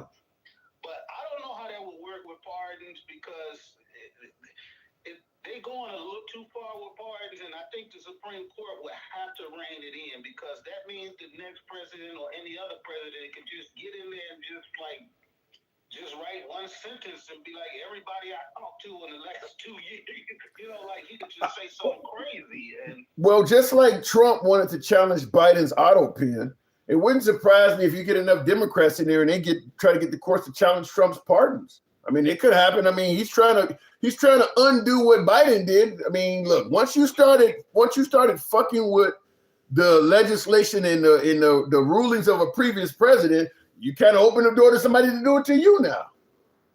right, a lot of people don't know that. I think I just read yesterday that they quietly dropped that case against Biden in the auto pen. It wasn't going anywhere because Biden is still alive. I know, but I mean, Yeah. like they did it in the silence of night, so people don't see all of these failures. He keeps saying this shit to people, and it just adds more and more and more that he just promises made, promises kept. And before I go, I'm gonna read this to you one more time because I done kept this thing sitting next to my desk for about 2 years now. I did since he came back in office. Well, before you give me this laundry list, I'll just say this. I said this the moment Trump was talking about challenging this auto pen. I said at that time Biden should have called the networks and asked could he get a spot or an interview, and just got on television at that point and said, I'm Joseph R. Biden. I still am here. I stand by all of my signatures on auto pen. I was totally within my faculties when I did it. If you need a notary, if you need somebody to have a question, I can answer for everything I did at that time. That would have threw out any of what, because Trump is claiming that he was out of his mind and the auto pen was being done by somebody else or something. If Biden had just done that, that would have ended that. And I think Biden is still, even to this day, capable of doing that, which is why the auto pen stuff went nowhere. Give me your list. I agree with that, but on the same token, I understand on the other side of that. I understand on the other side Obama not wanting to show his birth certificate because you're giving in to these people making these crazy accusations and you're making people jump through hoops. But anyway. Well, before you wait, because I wanted to show you this. I think I've shown it on camera before, but you said Obama didn't want to give his birth certificate. He did do that. In fact, this is an artifact from the Obama presidency. That I purchased this, donated money to his campaign. Anyway, on the back of it, his long form birth certificate. So everything about him being born, there you go. So his birth certificate is on the back. What did they say about that? They said it was fake. They tried to say it was fake, but it's got his parents' signature and everything on it. What would it have mattered either way? Like, they're not going to accept certain things. And you going on TV, even if he would have came out on TV and said, I, Joseph R. Biden, they would have said, he don't know what he's talking about now, just like he don't know what he was talking about then. And they hyped him up on what Trump said said they gave him a concoction or something before the State of the Union. Yeah. And, like he needed to be drug tested. So I don't know. You're trying to prove something to somebody that ain't going to accept no proof. Right. Yeah. Give me your list. All right. Gas under $2 is what he said. Damn. Lower grocery prices. Day one. A 50% decrease in car insurance. Why he ever thought the car insurance industry was going to drop our insurance by 50%? I don't know. I don't remember hearing him say that. I'll have to find that. Landlords will reduce the rent. You already know he said that. Yeah. Home prices will go down. That ain't happened yet. Sub 3% interest rates. That definitely ain't happened. End of the Ukraine war in January. Yeah. He said in 24 hours, really? Yeah, well, that's, January. Yeah. End of the conflict in Israel. That still ain't happened yet. Right. They just annexed like 70% of Gaza, and they still is over there fighting. So that's not over. And not only is it not over, but when it is the fact that Israel keeps encroaching on their land just means Israel's going to have an enemy forever. The minute they get back on their feet, they're coming back. You'll have another October 6th attempt or something like that. They're coming back. It takes a long, I've said this on the program before, it takes a long, long time when you steal land for the people you stole it from to get over it. I mean, you think about how long, 1492, Christopher Columbus came over here? Think about how long it took before they said, fuck it, you got us now. I mean, it takes a long, long time. No, they didn't. It takes a long time. So they're gonna be trying to get them for the rest of our lives. Keep going though. All right. Lowering taxes for families making under 200,000. We know that didn't happen either. He didn't do that. I thought he had done that one. Oh, under 200. That's the catchword. Under 200 is the catchword. All he did was extend the tax cuts for the rich, remember? Yeah. That's what I said. Under 200 is the catchword. Over 200, they got theirs. Right. Yeah. So that's not even a full list. That's just No, it's not, because I can think of a few things. It's going to affect people's lives immediately, and none of that shit happened. But if you ask MAGA Reacts right now, promises made, promises kept, he'll say, "Yep." Yeah. Well, he did. He has kept a really big promise, and I think this is what MAGA really. This is why MAGA really are happy with Trump. His promise to go after people that MAGA perceives are a danger or an enemy to this country. He's kept those promises. LGBTQ, immigrants. But those are promises that don't affect people's daily life. You No argument. Because other people are getting persecuted. Yeah. It's a weird kind of like you glad that he achieved that promise off of Yeah. But I don't give a damn about that. If he would have decreased my rent or my mortgage or I agree with you 100%, but that is what they're happy, even though like you said, their economy, their finances are not doing any better at all. They're happy he's gotten boys out of women's sports and he's closing the border and he's getting, even if they're living in an area where there's very few immigrants and nobody's trying to play in the wrong sport, they're still super happy about that. They're happy if they live in Wyoming. If they live in Wyoming and he's sending the National Guard into Chicago to make them violent Chicago people pay, they're happy about that. It ain't affecting their lives at all. I agree with you, but that's why they think he's doing a great job. like we on the substance of what we're talking about. Like it's not even equal. It's not equal to be like, well, he's not getting anything done except for he's fucking over a bunch of people that I don't like. That like what? Like that's not a intellectual. I didn't say it had to make. I didn't say it had to make sense, Dick. I gotta move it on. I'm just explaining it to you. That's all I'm doing. They're living on a healthy diet of making our enemies pay. That's all. As long as he delivers that, they're good for a while. Yeah. Well, last thing is, at least we got a new deal to acknowledge the last deal on the ceasefire. Yeah. And we're gonna give ourselves 60 days now to start talking about the stuff that we was talking about the nuclear material that they said they're not giving up. So at least we making progress, right? No, I gotta go. They just shot at some ships today over there. Yeah. When the straits are supposed to be open, so. Begging for a deal, huh? Begging for a ceasefire. I gotta go. Dencal, I appreciate you coming on. Thank you very much. And in regards to what he was just saying, I want you to hear this clip again. I played it earlier on the program. By the way, help your boy with the hat, mustache, TikTok cap goes. Certainly not a lot of love. One? TikTok cap one? Come on now. Show your boy some love. The program that bad today? Tap the screen. By the way, if you're watching on YouTube, smash that like button. This is going to be the first president to win his party's midterm election in a long time. Stevie D says, well, let me just say, and Blue One Banks, appreciate that. Thank you. Somebody showing the boy some love. I'll say this. If Trump wins the midterms, it's going to be a huge asterisk by it. I mean, it's like gerrymander city going on right now. This is not a free and fair election. I mean, a whole lot of these elections that are going to be taking place in liberal cities too, because California's done it as a response. I mean, this is going to be one of the first elections where it really ain't up to the people. I mean, they've already told you in your district, in many places, your district's going red or your district's going blue. They're telling you what your district is doing before the election even takes place. This is happening under a president, and Blue One Banks, thank you for the love. Appreciate that, man. Before, this is the president who came down the golden escalator announcing to the world that our elections were rigged and he was going to fix it. This shit is now more rigged than it was before he became a politician. This is worse.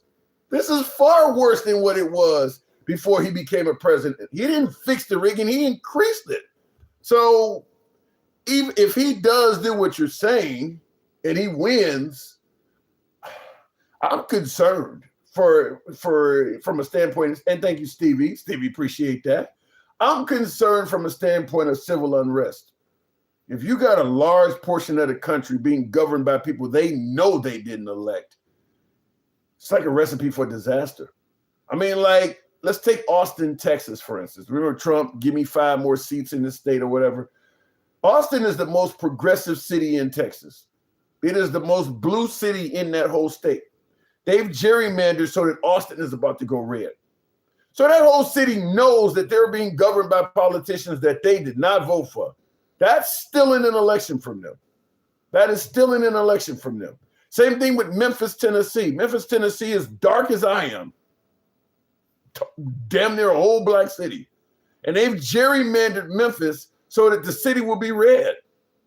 I just think it is certainly a recipe for civil unrest. And it could happen if the liberals do it. You see what happened on January 6th? The people just thought. They just thought the election was being stolen from them. In this case, Trump has announced the election. He literally announced it. I need 5 more seats. He's announcing that he's still in the election.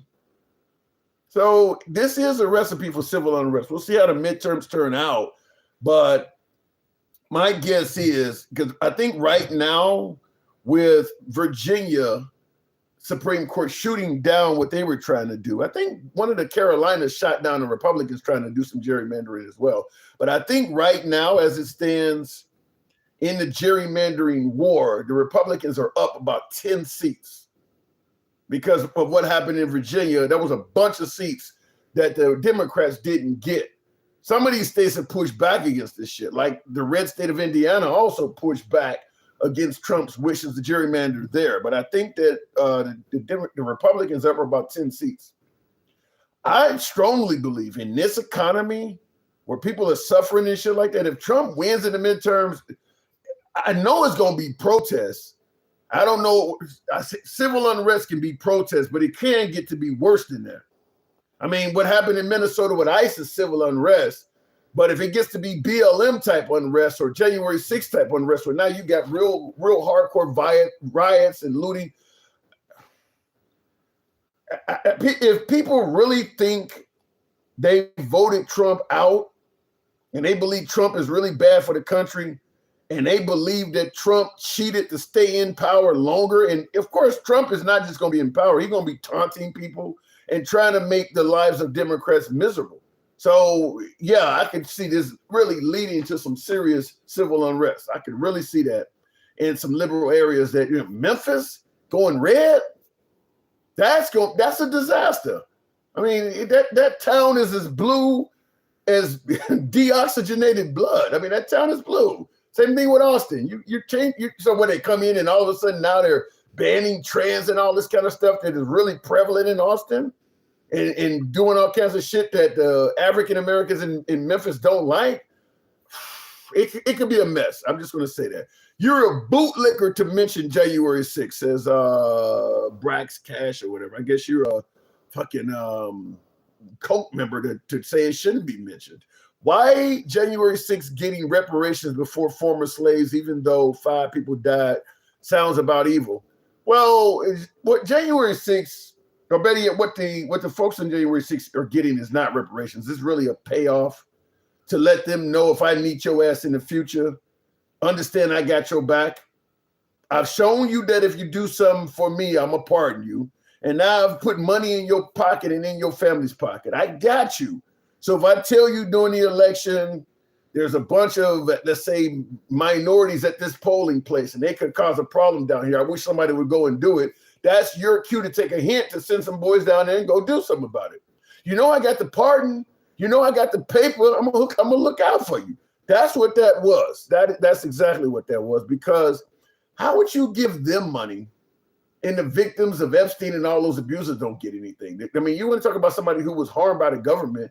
They actually leaked the names of the Epstein victims and kept the names of the abusers private. Those girls, well, they're not women, but those girls should get money. They're not getting shit. You're giving it to people who are beating up the cops on camera. That's a payment. That ain't got nothing to do with reparations. That's a payment for future drama. Going back to the box, we'll go to Jeremy. Good evening. Or Arsha was that it? Jeremy, good evening. Welcome to the program. Can you hear me? If exactly what I was thinking? Yeah, it's a payment for future. Do you agree or disagree with me that giving them cash after they've been caught on television committing all kinds of major felonies against law enforcement, giving them cash and a pardon, of course, is an indication that if I need you in the future, I got your back. Am I getting that wrong, Jeremy? No, I would say so.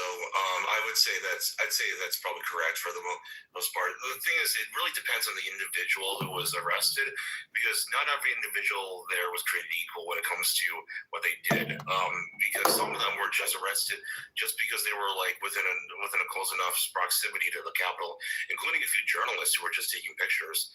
There were others that actually did attack Capitol Police.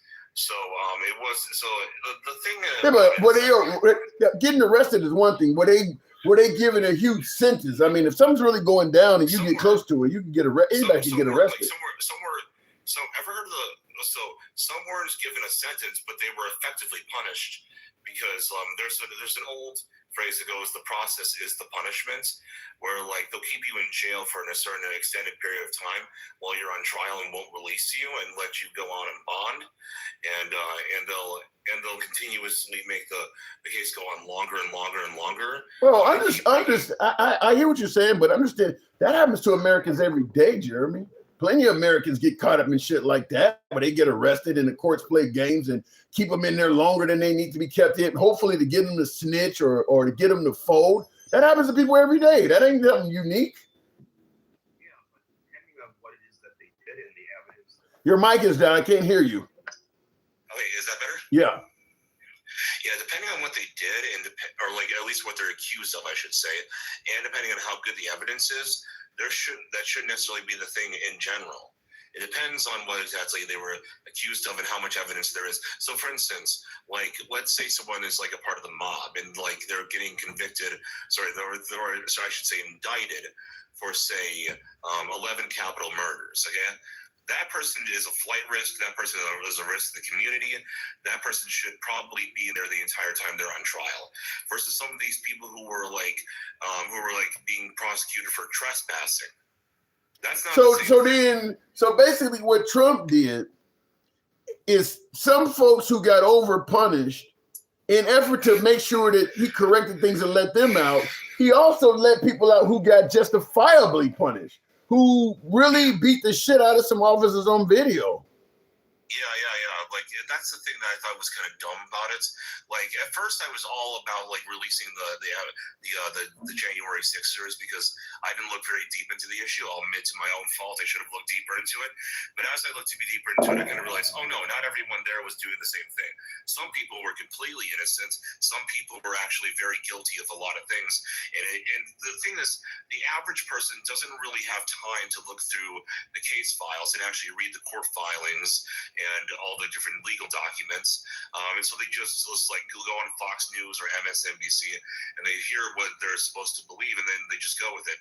And for me, I was one of those people. Then I looked at some of the case files. I'm like, oh, okay, some of these people actually were criminals. So yeah, Trump did basically a blanket forgiveness for everybody. Well, how could you have to go on, wait, how could you have to go on Fox News before you came to the conclusion that some of these people were criminals? They literally are on video busting windows out, climbing the walls. They're on videos, bear spraying cops. A lot of the felonies were caught on video the day it was happening.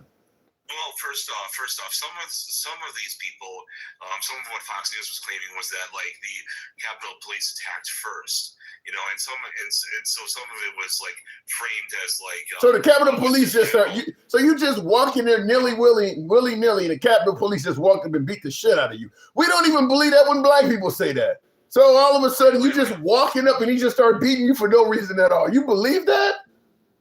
Well, hold on a minute. We don't I don't know if we can compare this to just when a black person is being attacked. Nobody ever believes any citizen that says the cop just walked up and started beating on me for no reason at all. We don't, as I said, black people make that claim all the time, and we don't. If Rodney King wasn't on video, we wouldn't have believed him either. So why all of a sudden they getting the benefit of the doubt? Oh, hold on a minute. Tim, you're straw manning what the right says. The right tends to say, well, let's see the evidence before we believe you. So did Fox News tell them that when they said that the cops, the Capitol Police just started beating on them? Did Fox News ask for evidence? I don't think they did, and that's the thing. Fox, like all these outlets are like, hey, hold on. I'm sure they didn't. No, hold on, Tim. I'm listening. I'm just saying, all these outlets all push an agenda, and sometimes they just outright lie. And the MSNBC and CNN are no better. Remember, like when they were trying to when the famous mostly peaceful protest clip came out, where there was like literally a building on fire behind the guy who was reporting. Mm-hmm. I remember that. Yeah. Both sides, just like the left says it's mostly a peaceful protest while something is on fire. The right says the whole fucking city is burning down.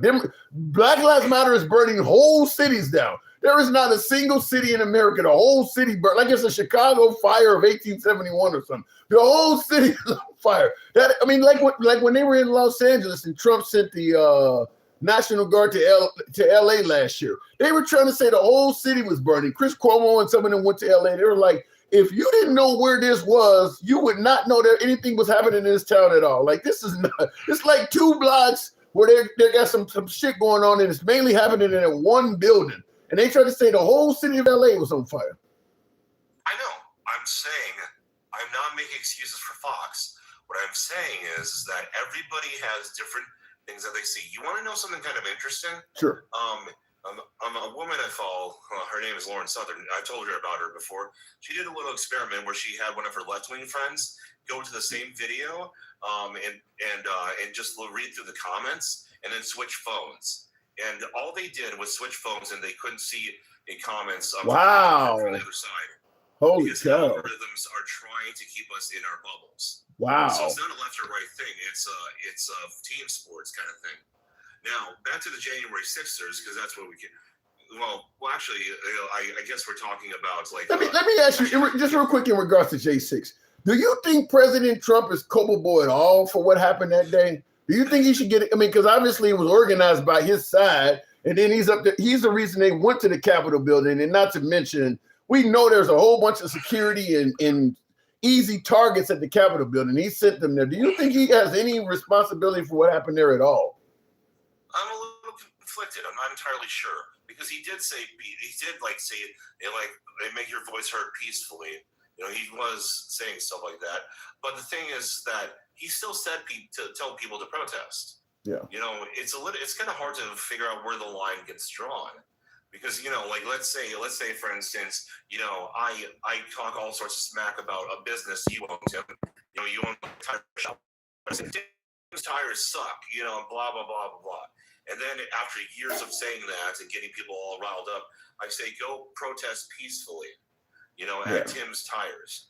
You know, the question is who, like, ultimately the rioters are still sentient adults with their own decision-making power, and I did say be peaceful, and you do have the right to protest. It's one of the oldest rights in our country.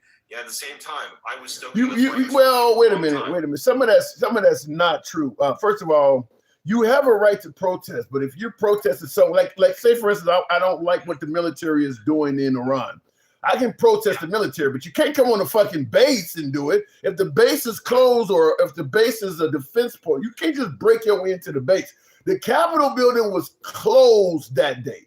And President Trump, according to the January 6th hearings committee, he was told where you guys are protesting is okay, but don't come to because the Capitol is off limits. And apparently his people made it sound like we're not going to go to the Capitol building.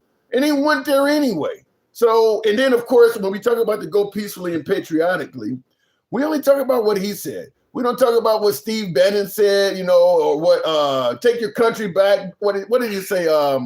Let's have trial by combat and all that stuff that Julie. All of them folks spoke to those people too. And we only go with Trump's peacefully and patriotic. We skip over all of Trump's opening acts that were pretty hostile in their language. Yeah, like if these are like your opening acts. Like it's kind of like normally I would say like, oh, those are those people's choices to say that, but he was like essentially endorsing them by giving them a platform and by making them an attraction. You know, kind of like how like even if you're the main event, the opening act still reflects on the main event. Yeah. You know, so like at a concert or whatever. So it is, but I still have a hard time fully saying that Trump is responsible. But at the same time, I don't feel that. There's a part of me that just says you can't fully admonish him. Or sorry, not admonish him. Exonerate him. Exonerate. Do you believe his claims are true? Because they were there saying stop the steal, and Biden was still in the election. I mean, it's been 6 years or whatever it's been now. Do you believe what he was claiming has any validity? I mean, it's been several years now. Do you believe Biden stole the election from him? To be honest, I don't know. Here's the thing. I think that it was highly suspicious, and I was not very in favor of mail-in voting on a mass scale. Mm-hmm. I was not in favor of that at all. I did not like that. I thought it was not a good idea. But mail-in voting didn't start with Biden. What did Biden do that you're suspicious of? Mass mail-in voting. We were in the middle of a pandemic. You think they were going to just do things as normal? Well, there could have been other arrangements made ahead of time to like do it in person where like we could have had 6 feet apart. It would have taken longer. Maybe we could have extended the time where we actually allowed people to go vote. So like give the whole month a lengthy voting ability. Shit, the right is no fan of giving people more time to vote. They've made it clear they do not believe that. I mean, because the Democrats would make. Yeah, but I'm not everybody on the right. I'm not everybody on the right. I have my own beliefs, and plus, and again, I was not a fan of the mail-in voting system. I thought it could have gone a little bit differently. Usually, when you mail-in vote, there's a lot. Yeah, but you're questioning the mail-in vote, but what's leading you to have a belief that the election may have been stolen, though? It's more like it's very suspicious how everything went down. Like the mail-in voting was one thing, the mass mail-in voting, I should say. But then there was other things like the fact that most of the news stations and most of our media is owned by left-wing outlets, and we're heavily pushing Biden more than anything else, including platforms. Why would that surprise you? Supposed to be more neutral. Wait, hold on. You really think Trump, the way he trashes the media, they gonna be neutral on him? I mean, he's literally calling people piggies and shit. He's actually doing direct attacks on the media. But here's the thing, Tim. There are things called platforms. and these platforms are supposed to be different than publishers. And that's actually, like, I forgot what law it is, but there's like special protections that these platforms get that publishers don't get. Publishers like CNN and MSNBC, Fox News, OAN, like these are all publishers. They make the news. They give the news out. They can decide what they want to say and what they don't want to say. A platform says that they're more open to the public and rules have to be equally applied. And they get certain I'm still not hearing how Biden could have stole the election though. I'm saying there's no definitive way that we know for sure, but it all seems very, very suspicious. YouTube and a bunch of other platforms, TikTok, and Instagram, all overwhelmingly favored algorithms that pushed Biden much more than Trump by a lot. And so it's just one of those things where it's like very, very suspicious. You know, like if all you see on TV is person A bad, person A bad, person B good, person B a great person, are you going to be the one person that says, yeah, but I want the bad guy to win, I'm going to vote for that guy? Shit, Jeremy, I'm black. When I was a kid, that's all they did to black people was person A bad. I mean, that's what they used to do. But does that make me wrong, though? They were saying that there was nothing wrong with it when they were doing it. Yeah, but like, did you feel like, but did that make you feel bad about yourself? I don't know. Here's what I'm saying. Okay, you want to say the media is always portraying Trump as bad, but you do realize Trump came on the scene attacking the media. I mean, so it's okay for him to do it, but it's not okay to do it to him. I mean, he always attacks the media. Platforms are supposed to behave differently than say the president's supposed to behave differently too, though. The president's supposed to be bashing the media and TV outlets and shit like he does. He ain't. You want an unbiased media with a biased president that's against the media. Well, it doesn't even necessarily need to be the media, because the media creates the news, but platforms broadcast it. Again, I'm still not hearing anything that really gives you a reason to believe. Do you know the difference between a platform and a publisher? Explain it to me. Do you understand the difference? Explain it to me. Okay, so if I have a platform would, a good example of this would be like YouTube. Okay. It wouldn't be like CNN. It wouldn't be like CNN or MSNBC. Those are publishers. Publishers are the ones who have who are able to say things like, this is what's going on, and give you the news and tell you what's going on. A platform just hosts a variety of different people and gives them a large let's say stepping stool to stand on to tell the world all these things. But a platform has certain protections that a publisher does not, because they're a platform, because as they are a place to give people different things to listen to and to hear, different ideas. They have to apply the rules equally, and they have to give everyone equal time. They have to give everyone equal access. I see Miss Mobeto on Instagram is indicating what you're saying is not accurate. I don't know, but none of this automatically equate to election theft, though. I mean, even if the media or platforms aren't treating them equally, that don't equate to election theft. I mean, Trump said Biden stole the election. That means Biden is in on all this shit. I don't see any evidence of that, and we're half a decade out from it. I don't see any evidence that Biden was involved in this. So, well, when we say stole, a lot of people were thinking like a hard hack, like they're thinking of like some guy in an anonymous mask and a hoodie, and typing in code into like a computer, so it'll be like, I'm going to make the election go for Biden, something like that. But like when I think of stolen election, I'm thinking of rigging an election, because an election is kind of like a game in a way. There's a winner and there's a loser. And what if you set up it ahead of time, so all the rules and all the conditions favor one side? You mean like Trump talking about, I need 5 extra seats in Texas? Is that rigging to you? Yes, absolutely. And Trump's no better. All right.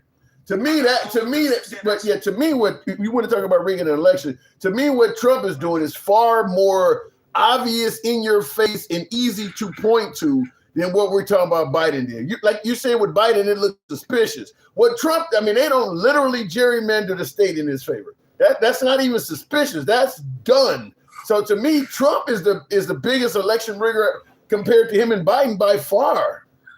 I know. Look, as I said before, I don't know for facts that Joe Biden rigged the election. It just really felt very suspicious. And the thing is, Trump is not a smart guy. Okay, he's not. He just is doing a lot of his blatant corruption as blatantly as possible in our face. That's one of the things that we can criticize him on. Not that he's bad at hiding his corruption, but that he's doing corruption in the first place, because we can just see it. We can see it as easily as we can see a daycare fraud in Minnesota. Yeah. Yeah, but it's coming from the president, which makes it substantially worse. Jeremy, I got to move it on. Yeah, it makes it worse when it's coming from the president of the United States. And he's all over the Somali fraud. Meanwhile, he's pardoning fraudsters, and it's just a mess. But Jeremy, thanks for coming through, man. Thank you for having me, Tim. Anytime. Good call. Tap the screen. Get us on up to, we might be to get to 100. We're close. Get us up to at least 95. We're pretty damn close. And thank you for some of you folks that have sent your boy the hat, mustache, TikTok cap goes in the comments before we move on. And there's a lot we haven't talked about we haven't talked about lately. Certainly the situation with the young kid in Florida. Some folks are saying that reeks of privilege, where he don't raped and murdered his what do you call it, stepsister. It sounds like a Pornhub selection, stepsister, because he did sexually assault us. He raped his own stepsister, then took her life. And the way they say that he choked the life out of her so much he popped her eardrum. So this girl died bad. I mean, he was strangling. He killed her by hand. And now he's out, and the judge is talking about he's not a risk to anybody. That's crazy. Who would want to be around that dude?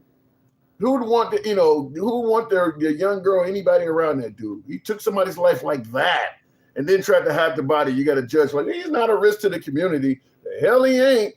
The dumpster did everything he could to January 6th to try to steal the election. Yeah, I think that had it been anybody else other than Trump, we would all be talking about they were responsible for January 6th. I think we gave Trump kind of a pass on that. Let me go back to the box. One of my subs, Arsha Fine. Good evening, Arsha. Welcome to the program. And what does that say? Shit, in that case, I might resubscribe to American cable news just to watch the protest. Well, you may see some protests, conservative. How many fires did the right start? That ain't how they protested. You're talking about, I guess you're comparing BLM to the right. The right shows up with weapons and guns and shit. They don't normally set fires. When they went to Charlottesville, they didn't set a fire. When they went to January 6th, they didn't set any fires. When they surrounded the Capitol building in Michigan, they show up with guns and shit. They scare the shit out of you in a different way. I mean, I don't know if that's better because of the people that they're terrorizing. I don't think that gives them some type of award. Arsha, good evening. Good afternoon, where I am. Yeah, you are in afternoon. Now you're over in Hawaii, so for you afternoon is genuinely afternoon. It's 2:30. How do you think Trump is doing as president? I had MAGA Reacts on earlier indicating that the economy and Trump's not doing a bad job overall. Well, I would say if we just go by what he pledged in running, he is not fulfilling any of those pledges. Border, he's fulfilled the border promise. But there hasn't been any legislation passed on the border, nothing even brought to Congress. No, he's probably the most EO president in U.S. history. Almost everything he's doing is by executive order. Congress has had the easiest 2 years ever. I mean, they just been pretty much arguing a few every now and then and going on vacation. That's been the easiest money you could ever make. The Republican Congress, the whole executive has not been working for the American people, or even trying to appeal to the American people of why we should still keep them in office. So I would say an ultimate fail on those promises. The boy in Florida. Yes. This is YT male privilege. This isn't what this. He is a danger. He's a danger to women. If he could do this to it just chills. He's a violent rapist. In other words, he's a violent rapist. Yes. Yeah, I agree. And if the judge didn't see that he was a danger to women, the fucking judge may be a danger to women. I mean, you need to look at the background of that judge. If you let this dude walk with that on his jacket, kind of makes you want to look at the judge, talk to a few of his ex-wives. and if I don't know the situation of this family, but I can't imagine being married to the man whose son that is. Yeah. I kind of wonder if their parents are still together. You killed your stepsister. Yeah, I kind of wonder, is the mom and dad still together? Because that could break y'all up. What? Because he in the crib. This dude is coming home. He in the crib with us. Yeah, no, I couldn't do it. I couldn't. Myself, I would have a very hard time with that if that was my daughter, Do you think what I was going to ask is because he's 16, he's facing this just very egregious homicide, and then of course he tried to hide the body after. So he got great homicide, I suppose desecration of a corpse or whatever the hell they want to add on there, or trying to tamper with evidence or whatever they would add on to that. In Florida, life is generally life. So if they charge him as an adult, Florida's not one of those states where a life sentence is 20 years and you get out before you're 40. If they give him life in Florida, that means it for the rest of his natural life. So the question I'm asking is, so the question I'm asking is, do you think he's going to show up to trial? Because he's not going to be found not guilty. I mean, he's on camera on the ship coming out of the fucking room. So do you think he's going to show up or go on a run? Like I said, I don't know what's going on in that family right now, but I'm sure there's going to be some differences on how things should go about in terms of his freedom. Like I said, I can't even imagine what's going on in that family right now. Yeah, I got a viewer in the comments. Lisa Dark Maiden says, I researched it.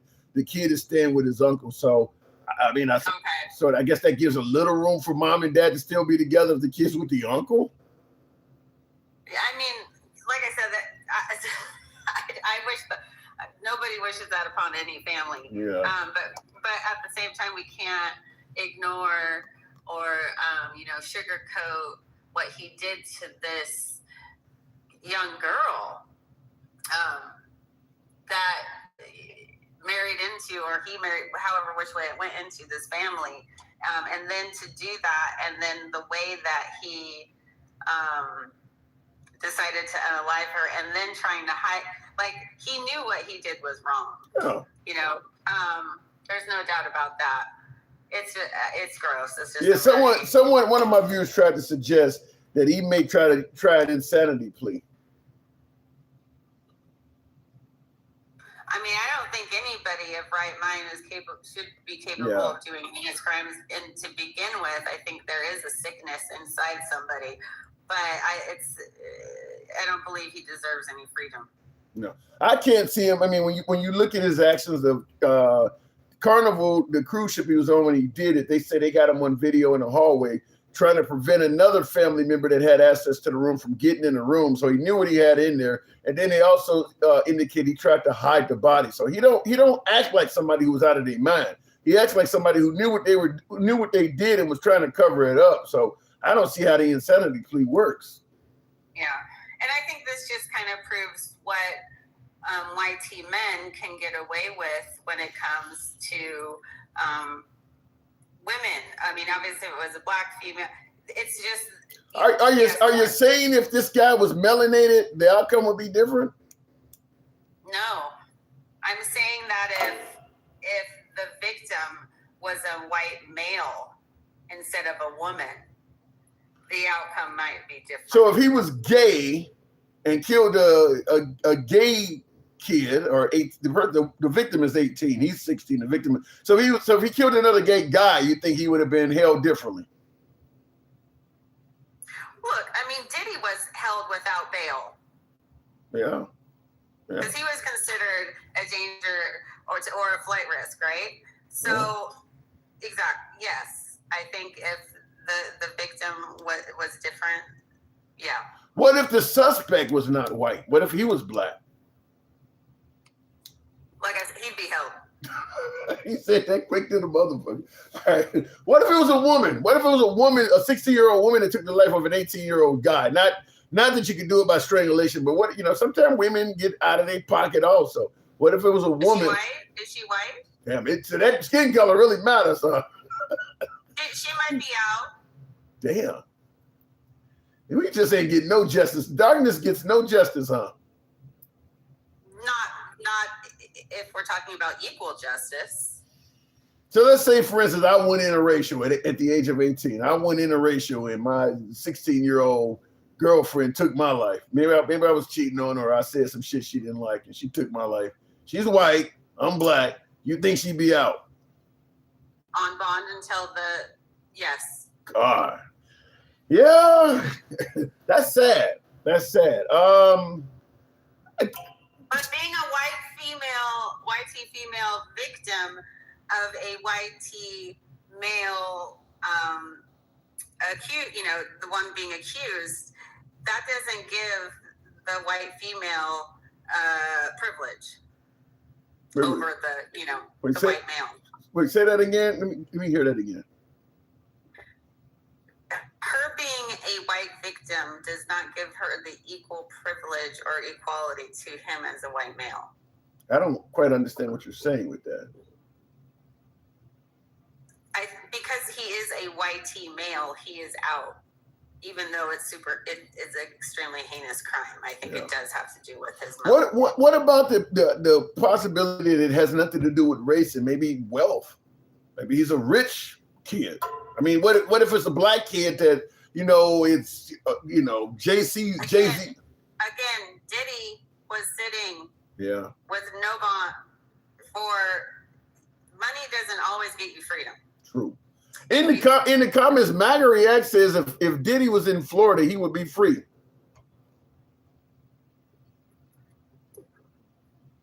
But he wasn't, so. Yeah, when you look at what Diddy was convicted on, they actually are throwing a book at him. I mean, the stuff. R. Kelly's not free. But he actually for a long ass time. Yeah, he actually was convicted of some pretty heinous shit.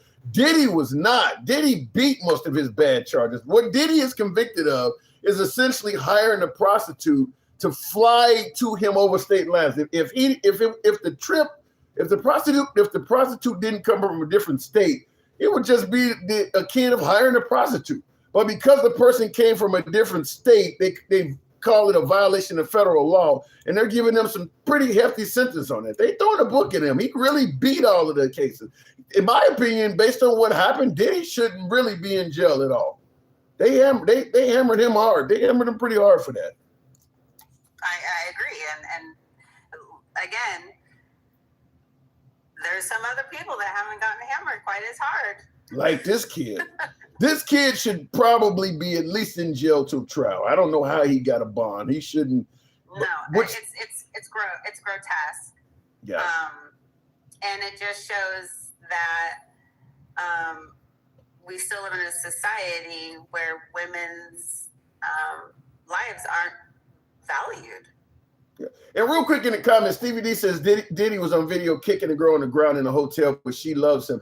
The point is, they used that video based on what I've seen. Murder anybody. And he wasn't charged with beating her.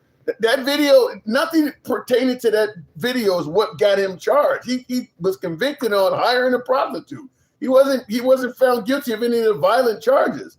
So they just used that to say he's a bad guy, and they rammed him up the butt. But he should not have been. What they really hoped to get him for was racketeering, because that would have been the main thing. But they didn't get him on that.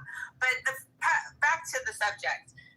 Yes, I think it is injustice for that one female that he's walking around free. Yeah. Real quick, in the comments on YouTube, I did a poll. I've got over 100 people voted so far. I asked a simple question. Did Democrats lie about Biden's health? Yes or no? I want to get your answer on that. Do you think the Democrats, when he was in office, you heard his wife state that she thought he had a stroke after that horrible debate. Did Democrats lie about Biden's health? Yes or no? What do you say? I think that they knew he was getting older and he probably, was losing some of his faculties, but he was still able to perform his duty. I'll say one thing, and you can agree or disagree, but if Biden, because Biden truly thought his thing was, why did you drop out? Or sooner was that he thought he was the only person who could beat Donald Trump.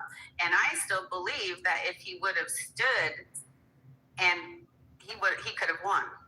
I think in the beginning, even though Kamala Harris got her ass kicked, I think there was, a black woman. I think there was a time when Michelle Obama could have beat Trump. I don't know about now, but I think at the height of her fame, I think Michelle Obama could have made it. I think she could have been the black woman that done it. When people were still, the country was still left leaning a little bit more and all that. Trump has encouraged the right to act a fool. So I don't think she could do it now, but when the country was a little bit softer and, closer to still center right somewhere, but not, we don't want far right now. Those times are gone. Yeah, those times are gone. We're speaking of a time when America was great. So should we put Michelle Obama? Should we put Michelle Obama on the internet with a MAGA hat on? I really was here to make America great. She doesn't want to run. Don't make the lady run. She doesn't want the job. Yeah. Yeah. I have to actually go. I'm gonna have to cut this short. I have to go to physical therapy for my knee. Oh. But I'll be listening on my way there. All right. Good talking to you, Arsha. Thanks for coming by. Good talking to you. Appreciate it. Bye. All right. And tap the screen. Help your boy with the hat, mustache, TikTok cap go. Evil B Babu says, I don't know what happened to the kid, but whatever he did, he's going to pay for it eventually. I'm not so sure, Evil. I'm not so sure. As I pointed out, in the state of Florida, life means life. If I'm him, I'm trying not to show up to that court case. He's not going to be found not guilty. I don't expect him to be found not guilty. If I'm him, I'm on the run. Fuck it. Literally. If I'm facing a life sentence, it ain't like I'm going to get punished much greater for being on the run. If my family got some change, like I said, Cuba would keep me despite the United States right now. That's where I'm going. Fuck it. I'll bring a flashlight. I heard y'all ain't got any lights over there. I'm trying to get out of here. Cuba is not that far from Florida. You can't sneak me on the back of somebody's private jet or something like that. I'm trying to get out of here. I wouldn't even fuck with the courts on this one. I think they got him dead to rights. And, unless maybe that same judge gets to play games with this case or whatever, but I think the odds of him being found not guilty are pretty slim. Cedric says, yeah, ain't getting away with this. No, he ain't getting away with it. He's out on bond and people are salty, but when the trial actually kicks off, this dude ain't getting away with that. He ain't getting away with that. And he gonna be in jail. If Florida life means life, even if he don't get life, he's still gonna be in there damn near till he my age. And when you come out, you ain't shit. Can't get a job. You a fucking murderer and a rapist. Nobody hiring you. You're gonna be on paper for the rest of your life. Get me out of here. Get me out of here. I don't care if I gotta build a fucking raft. Get me out of here. I'm trying to go. I'll deal with the consequences if they catch me. I don't know what happened. Oh, I saw that. Make sure I didn't miss anything there. Yeah, I would be out. I would try to get out. Biden was slowing down, but he still has his thinking faculties rather. We haven't heard a lot from Biden speaking lately, so it's hard to say. Could Biden be on television hosting, meetings and press conferences as often as Trump and maintain that? I don't think so, because Trump ain't even doing a good job with it. Trump is starting to show cracks all over the damn place. Some of the statements he makes are just fucking crazy. He's obviously putting Maybelline on the back of his hands and shit, and he's getting sleepy all over the place. Trump ain't even doing a good job with it. I really think Biden it would even be worse. Out of 111 votes, Did the Democrats lie about Biden's health? We've got 111 votes so far on that online poll. 67% say yes, the Democrats lied. That ain't all MAGA. There's a lot of Democrats in that number. 67% says yes, the Democrats lied about Biden's health. Wow. I'm on your side if Jesus Christ is Lord.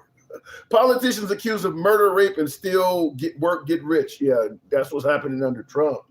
Like I said earlier in the live, I don't think MAGA cares about the Epstein files. I don't think they even give a shit about this stuff. Let me go back to the box. I'll go to the one and only Miss Mo Betta on Instagram. Did I bring her up? We'll see if it brings up. I don't think look, people got their mind made up on the Epstein files. The people who like Trump are not going to accept anything other than he didn't do it. And the people who do not like Trump have already made their minds up too. I don't think it matters. Miss Mobetta, looking good. Good evening to you. Hey. So we got this young man on screen. Very heinous crime. And he's still able to hang out at the crib right now and play a little bit of Xbox. So do you believe his skin color has something to do with what's going on so far? Absolutely. Stevie wanted to see that.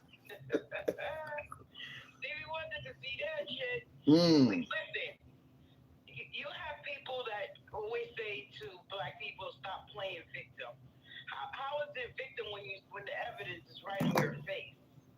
Yeah. We have to stop pretending that shit like white privilege doesn't exist, because it does. No chance in hell a black man could have got off right. Well, could it be out right now? I get what you're saying. Look at how they try to annihilate Diddy. Yeah. For far less. They actually did the same thing to Bill Cosby too. They made a deal with Bill Cosby. Now, I'm not saying either one of these men are innocent, but they did make a deal with Bill Cosby that if he told what was going on, they wouldn't use that against him. He did tell them, and they used it against him, which is what led to him getting free because they lied. Yeah. So. Yeah. Well, Trump is going to walk for the rest of his life. Trump ain't never going behind bars. No, we know that. Yeah. He has too many people in position. He has. Debo, thank you. He has money everywhere, to where I'm just going to keep paying him off. What about his family though? His family has gotten ill-gotten gains, in my opinion, too. For everybody from Barron Trump with drone contracts and shit on Don Jr. and all. Do you think after Trump is out of office that there may be a pursuit of the family for some of that money back? If they don't, it should be. It should be. How do you not look at this stuff and see corruption? Yeah. What dictionary are you looking at corruption in? Well, they're going to bring up the Biden crime family, 10% to the big guy, Hunter Biden. Of course. And the thing is, they keep talking about, they come up with these whataboutisms and stuff like that. Like, prove some of the shit that y'all talk about. Prove it. Prove it and shut people up. But they always coming out with stuff, regurgitating shit that Trump that has demonized and never have any facts to prove anything. You have MAGA reacts that get up there, and when I tell you, I don't know who the fuck gave him internet access, but they should be charged. Are you saying that MAGA reacts don't get things right sometimes? No. Well, over people and thinks that makes him correct, and you be dead ass wrong. Well, maybe he might say some things that are right, but 90% of the shit he says is wrong. Well, I mean, a handsome conservative loves him. Handsome conservative said he gave him nothing but accolades. He probably be doing the Diddy on his ass. I'm not going to touch that. Oh my God! Did you hear about the $250 bill? I was just watching that fuckery. Because first of all, no president alive is supposed to be on any kind of currency. Well, you heard them say they're trying to change the law. They're trying to put the fix in, right? Now, who's that? Now, why would you deny that there was not a fix to get Trump in there this time? Good point. I kind of wonder though, with him, okay, his name's on the Kennedy Memorial, and Shit, he got his photos are all over DC, big, huge placards and things like that. How much of this shit's going to last once he leaves? I mean, he's put plaques up in the White House and all. I mean, are they going to keep that stuff up there once he's gone? No, our budget is going to go to dismantling everything that has his name on it. That's what the budget of the next president, unless they're Republican, the budget is going to go to removing everything that has his damn name on it. Now, if that's not a sociopath, I don't know what it is. And the reason why he wants to see his name everywhere because he has no substance any otherwise. I don't get how you normally give tributes to a president after they're gone. If they're a great president, you name things that you don't. Yeah, it doesn't normally happen when a person is alive. I mean, there's an F-47 jet coming out. There's Trump-class battleships coming out. Obviously, the Kennedy Memorial. What else did he have his name on? Money. We're talking about money. There's so many things to put his name. There's Palm Springs Airport in Florida is being named after him. So there's an airport being named after him. Yeah, it's amazing. It's sociopath, narcissism. That's 101. If you go look up narcissism, you're gonna see his picture right under the definition. In the comments, Melissa K says, "Why are you mad about all of this?" Well, it's costing us money from in the time when the economy is still reeling. This guy is taking our tax. You want to talk about the Somalis? This guy is taking our tax money to stamp his name on shit. Like, people are really hurting right now. They're talking about the Somalis, but not the one who led that. Yeah, the white woman. Yeah, the white woman. Yeah, well, Nick Shirley's making a nice name for himself going around finding liberal fraud. I mean, so you're not going to ever see Nick Shirley in a conservative area pointing out any conservative that committed fraud. He's just doing it against the liberals. I'm talking about that lady who got arrested for that. Yeah. Who actually put that Somali thing together. She just used the Somalis to do it. But they made them out to be the bad guys. Yeah. Just barely mentioning her. Yeah. Yeah, I've seen her. She's kind of at the head of it. She's at the head of it. Yeah. She was the head of it. She set all that shit up and used them to do it. They tried to take that all the way up to Tim Walz, to the governor of the state. Yeah, they tried. Yeah. So it's because and this is why we are battling so hard because the hypocrisy is just uncanny. And then they start about the whataboutism. And what about? Let me tell you, that shit is played the fuck out. Biden's he's doing whatever he needs to do, whether it's treatment, chilling in the basement, on the beach, wherever, riding a bike, whatever he needs to do. Right now, everything that's happening to this country has no kind of a reflection from Biden. I'm sorry. Well, wait a minute. It has Trump's name on it. The blood and anything that goes along with it is on his hands. Well, they're going to say that all the money we needed to allocate to ICE and immigration and border security is because Biden let so many people in the country. So Biden cost us a bunch of tax money correcting his border mess. You know what the crazy thing about that is? Biden still has higher numbers than Trump as far as deportation. Well, shit, when you let millions of them in here. Go read them for yourself. Number two, they keep talking about getting the migrants out of here. You know the migrants are still here. You know where they are in these camps. Yeah. They're in the detention centers and stuff. And guess who's still paying for that stuff? We are. Yeah. So he didn't really do shit. Well, perhaps they could end up being some nice slave labor, depending on what you may need them for. Well, you see, that's where they're heading for, right? Yeah. That's what they're heading for, the slave labor. We can't get them in the wash. We get them in the rinse. So listen, I implore these MAGA to go read sometime. Stop just listening to what Trump puts out because he lies. Most of the stuff he puts out is a lie. Well, first of all, they don't believe he's lying. Second of all, they're not going to go and read because they believe he's more honest than the publication you're reading. So. And that's just what makes him dumb. That's why he said he lies. The smart people don't like him. Well, I mean, I don't know how he's done it, but I gotta applaud him. I mean, like I mentioned Tim Walz a few minutes ago. Thanks to Trump, Tim Walz has stepped out and he's not running for re-election again. I mean, he's been able to really destroy a lot of adversaries. Well, that's just I keep telling you, Lucifer has dominion here on Earth. You know? Yeah, but you don't want to compare Trump to Lucifer, do you? Why not? And why not?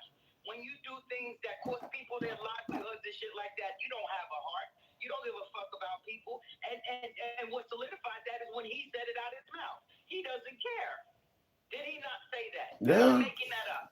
No, he's pretty much said it on a number of occasions. I guess at face value. I guess, but he cares about MAGA.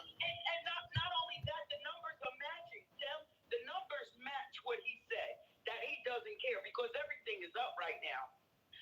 When it comes to your electric bill, the fuel, all that gas, everything is up. Groceries, all of that shit is up. Prices, the housing, taxes, and when it came to that no tax on tip bullshit, that shit, you had to read the fine print of that too.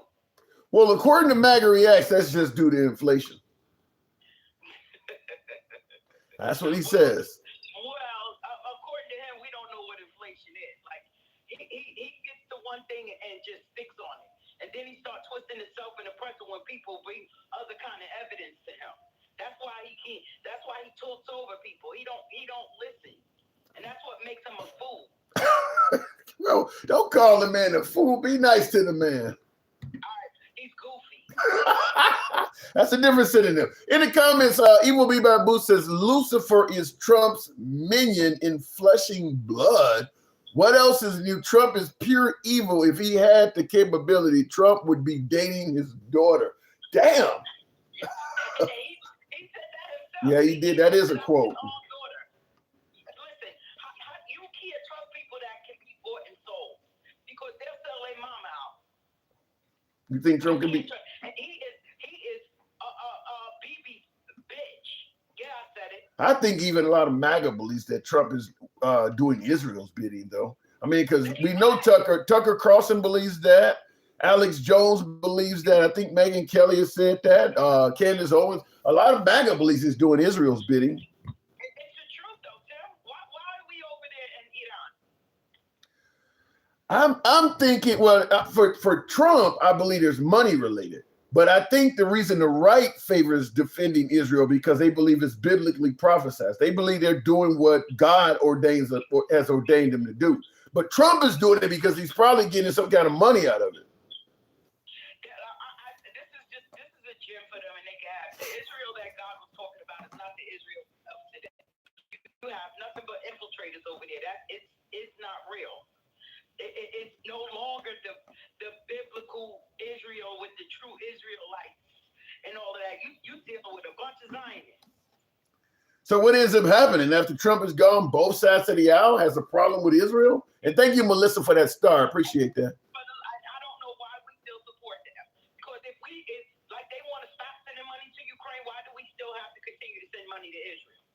I think the issue with Israel, in addition to it being biblically prophesied, and my guess is that a large portion of the Jewish community is making sure the Trump side of the aisle is getting a ton of money. But in addition to that, I think it's also the influence they give us in the region. They'll give us no influence. They are a bunch of bullies and crooks. And how many warrants does BB have out on him right now? He's not exactly a frequent flyer these days. I mean, he's a criminal too.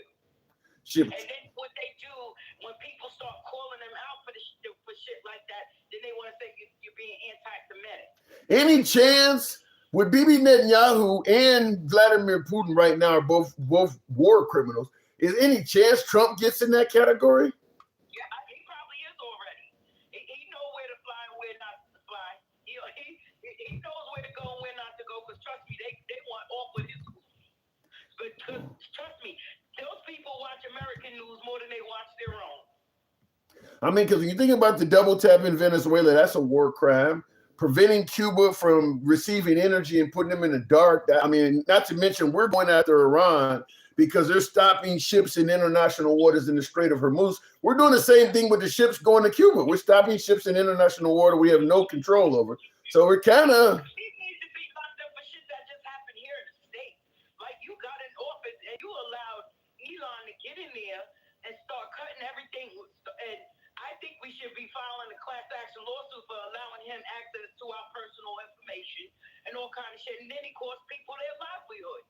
That's criminal within itself, even and immoral. Yeah, I was reading an article today that 80% of those folks that got fired from the federal government have not received, they don't have a job. 80% of them are still unemployed. And Trump is on TV saying that they're doing well in the private sector now. He's such a liar. How does he know? He don't even talk. No, 80% of them. He never does talk to people. Even when y'all say, talk about he's the hardest working man, he ain't working that shit. All he do is lie. And then he's like the Pied Piper. He got them stupid little MAGA rats biting into that shit. They buy into that little bite of cheese. Stupid. You can't disrespect MAGA like that, Miss Mobetta. MAGA, they can scratch and sniff. And anybody that fucks with MAGA and Trump, I don't fuck with him. I don't care if you black, white, or indifferent. I just can't fuck with you. But you don't buy into what Gangsta Grandma was saying earlier, that all MAGA supporters are racist, do you? Pretty much. They may not all be racist, but all that are racist support him. Well, wait a minute, because you also believe that blacks cannot be racist, right? No, we could be prejudiced. We're not really racist. Yeah, see, I disagree. I do believe blacks can be racist, and I was gonna say any black racist is. You know what? I take that back because we may be racist now. Now we probably have it. Well, I'm sure Trump didn't help that. Yeah. Our racism doesn't just start from nowhere. You understand what I'm saying? The racism between blacks and whites came from different points. So if you want to say anything, we're reverse racist. And that means it started somewhere else.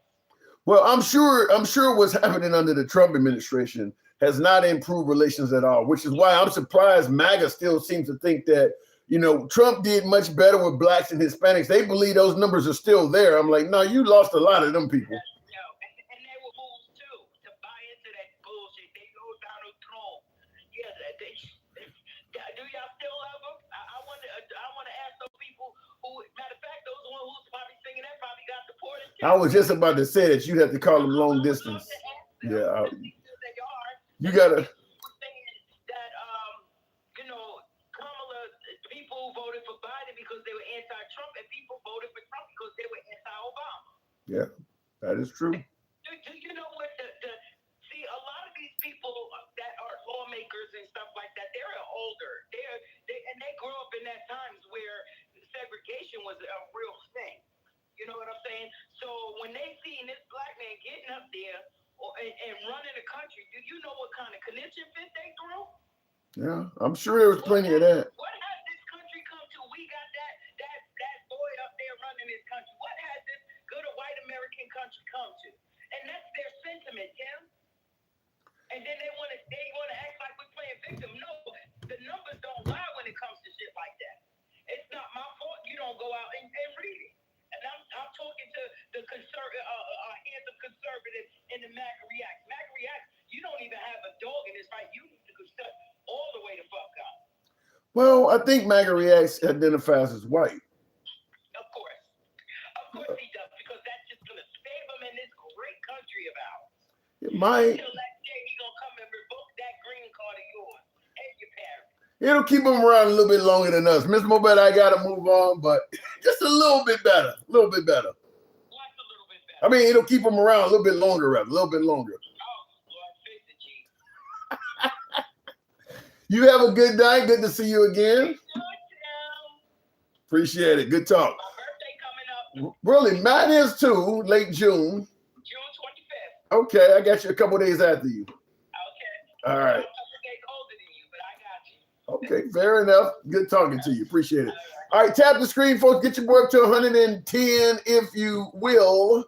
Help your boy with the hat and mustache. TikTok cap goes, if you will, as well. I agree with Ms. Moses, shirt 14. Those unemployment numbers they are putting out is BS. I don't trust this administration. Look, I know it's going to sound like Trump derangement syndrome when I say this, and because of my left leanings in many cases, I'm gonna definitely hear this. But I'm agreeing with you on that. It is hard to trust the data coming from the Trump administration for two reasons. One, there's a lot of stuff they've said that's already been proven not to be accurate, such as some of the savings we were getting from Doge and all of the waste, fraud, and abuse they were catching. It's pretty obvious a lot of that was false because they've hired a lot of people back. They were claiming that the many of the federal departments were overinflated and they were firing everybody. They've had to hire a lot of these folks back. They fired too many people. So I don't trust their information for that reason, that a lot of information has turned out to be false. And the other reason I don't trust their information is because Trump has a history of firing messengers. If he don't like the message, he fires the messenger. Powell, he went after Powell for the Fed guy. I mean, he doesn't like, if you tell him what he don't want to hear, then he comes after you, which means that the people that are still on, they could just be telling them what he wants to hear. And that's kind of how his whole administration works, is the people are just simply telling them what he wants to hear. And if they don't, they're gone. I mean, Tulsi Gabbard said Iran was not developing a nuclear bomb, and you never heard her say it again. Never heard her explain, well, what made you come to that conclusion? And now she's gone all of a sudden. So I just, it is hard to trick. It's hard to take numbers from the Trump administration at face value. It just is. If they're correct, they're correct. Prove me wrong, whatever the case may be. But when you're known for shooting a messenger, call it what you want. In the comments, I think Trump was sent by the one and only Jesus Christ to save the United States from the wickedness of Amelia Earhart, the pilot that was lost like during the Bermuda Triangle back in the, did she try to fly around the world or something in the 1930s? What the fuck? Anyway, in regards, and I had somebody tell me this at a MAGA rally that Trump was sent here by Jesus Christ. You think that if Jesus Christ sent somebody here on earth, he would be focused on the richest country on earth, the one that is controlling everybody and colonizing everybody and taking the wealth of others and exploiting others? He probably would start somewhere over in Africa or in the impoverished areas in Asia or the Middle East. He wouldn't come here. I think he would view us as sinning. We're all about gluttony and greed. I don't think he would come here at all. This would be the last place he would come. Jesus wouldn't be cool with profiling brown people and protecting pedos. No, he wouldn't. That's another one. I don't know. I don't think he would come here. And I absolutely think it's crazy to think that if Jesus was going to send somebody, it would be a guy like Trump. I mean, like, out of all of the presidents we've had, he's probably the least religious we've ever had. He's probably the least religious guy we've ever had as president. I mean, is he the only one that's ever been inaugurated that didn't swear in on the Bible? When he got inaugurated the second time, he didn't even put his hand on the Bible.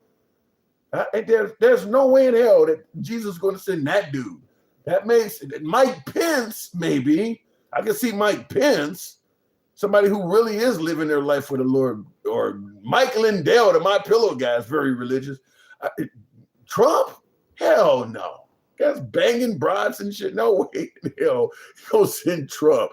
How are we a Christian country when we do not have a government sanctioned religion because it's against the Constitution? No, I don't think we're a Christian country. I think the majority of the population still believes in God. I believe about 70% of us do. I mean, I'm very loosely oriented, but I would still categorize myself as somebody who still loosely believes in it, just mainly because of the fear. As a child, you were told if you don't, all kinds of bad shit is going to happen to you. So you just hold on to the belief, even though it doesn't make sense, because just in case, one of those deals. But about 70% of us still believe in God. And I think that number is dwindling every day, just due to education and the shit you see around you. I mean, obviously a lot of the stuff don't make sense. I think I was talking to one of my callers and I was saying that you just got to have faith, because a lot of it, if you start asking questions, it don't make sense. Satan, Saint, Trump, here to cause panic and bring hell on earth. Believe me or not, our animals are going to start running the planet better than we ever could. I hope we don't get to that point, because that would mean we're extinct. If the animals start running, and they would. I agree with you, Evil. They would run the planet better than we do. If humans and mankind was not on the planet and it was just animals, there would not be any. I don't think I don't think the extinctions, most animals would probably not be extinct, plus or minus a natural disaster, I suppose, could cause it. A lightning bolt strikes a tree and causes a brush fire and all the animals in the woods or whatever. I mean, it could still happen, but for the most part, yeah, I think the planet would be animals, because the animals just live to survive, whereas we conquer and exploit resources and fight with each other and do all kinds of shit. There are animals places they don't belong because of mankind. There are rats on islands that never would have had rats, or like when I was in Australia, they had cane toads. That's not a natural animal to that continent. I think rabbits was another one they brought there that was not supposed to be there. And they, just moving shit around. And then, of course, these animals eat all the other ones because they're not supposed to be there, and it fucks up the ecosystem. So, yeah, I agree with that. Nazi salute Trump statue in Venezuela. Is that true? They got a statue of Trump in Venezuela? I know they named a town after him, I think, in Israel. So it's possible. It's very possible. And listen, to me, because, I've often said there's very few countries on earth that we've taken over or that we've been there and the country is better off after we left. And I don't think Venezuela is that way. Some folks are saying, well, look at Venezuela. I think Venezuela is just keeping quiet because they don't want Trump. They don't want to deal with the wrath of Trump coming back. He took out Maduro and put the vice president in power, and I believe she pretty much is beholden to him. It's a woman. I think she pretty much is whatever you need to do. Long as you let me stay in my job and make a little bit of money, whatever you need to do, I got your back. But I believe we're probably stealing some of the oil coming out of Venezuela. I bet once all is said and done, the Trump administration is over with, you're probably going to find out that Venezuela, some of their resources were lost. And I'm not talking about to America when I say we, I'm talking about to the Trump family. They're getting personally enriched by that invasion into Venezuela, because they did take and seize a cargo ship that was going from Venezuela to Cuba. And you never heard Trump say what was done with that. There are rumors floating around that ship was sold and Trump or Trump's associates pocketed the money.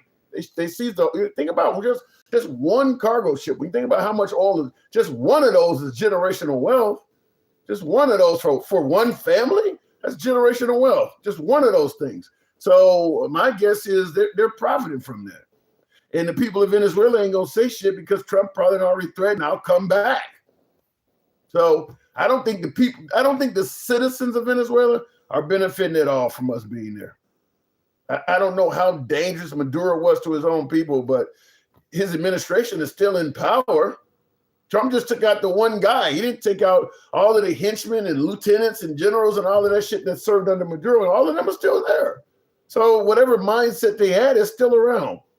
So I don't think we helped the people of Venezuela out at all. I think Trump came in there, took what he needed, because at first it was all about fentanyl and stopping drug ships.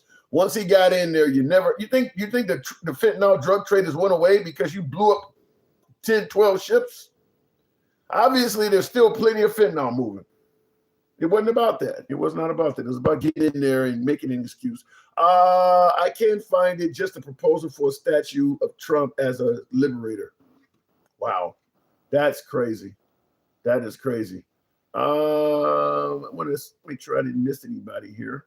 Tap the screen, get us on up to 110 if you will, and we'll go back to the box.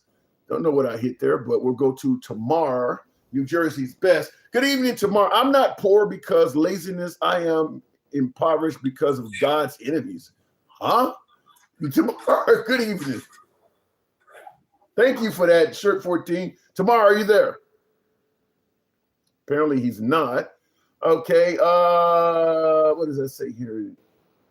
Shit. Oh, I think I did not forward that on. Anyway, tap the screen, get the likes on up to 115. We'll take the next caller at said 115. Why did God get rid of King Saul? What is this? You guys holding Bible study in this motherfucker? I can't find it. Just to propose. What are you guys talking about? It's all religious in my chat. All right, it's getting late. That's what it must be. It's your boy Tim, the handsome liberal. I'm hosting Bible class, so I'm gonna run from that. I appreciate the 110,000 likes. I didn't want to get too deep into the Bible study, and that's where it seemed like we're going. So we've been around a bit longer. I appreciate you guys tuning in. We will be here tomorrow. If you favor what we're doing, follow the program. If you're watching on Instagram, TikTok, Substack, or Clapper, give us a sub if you're watching on YouTube. Until then, you guys take care and have a good night. You too, Melissa K. Talk to you later.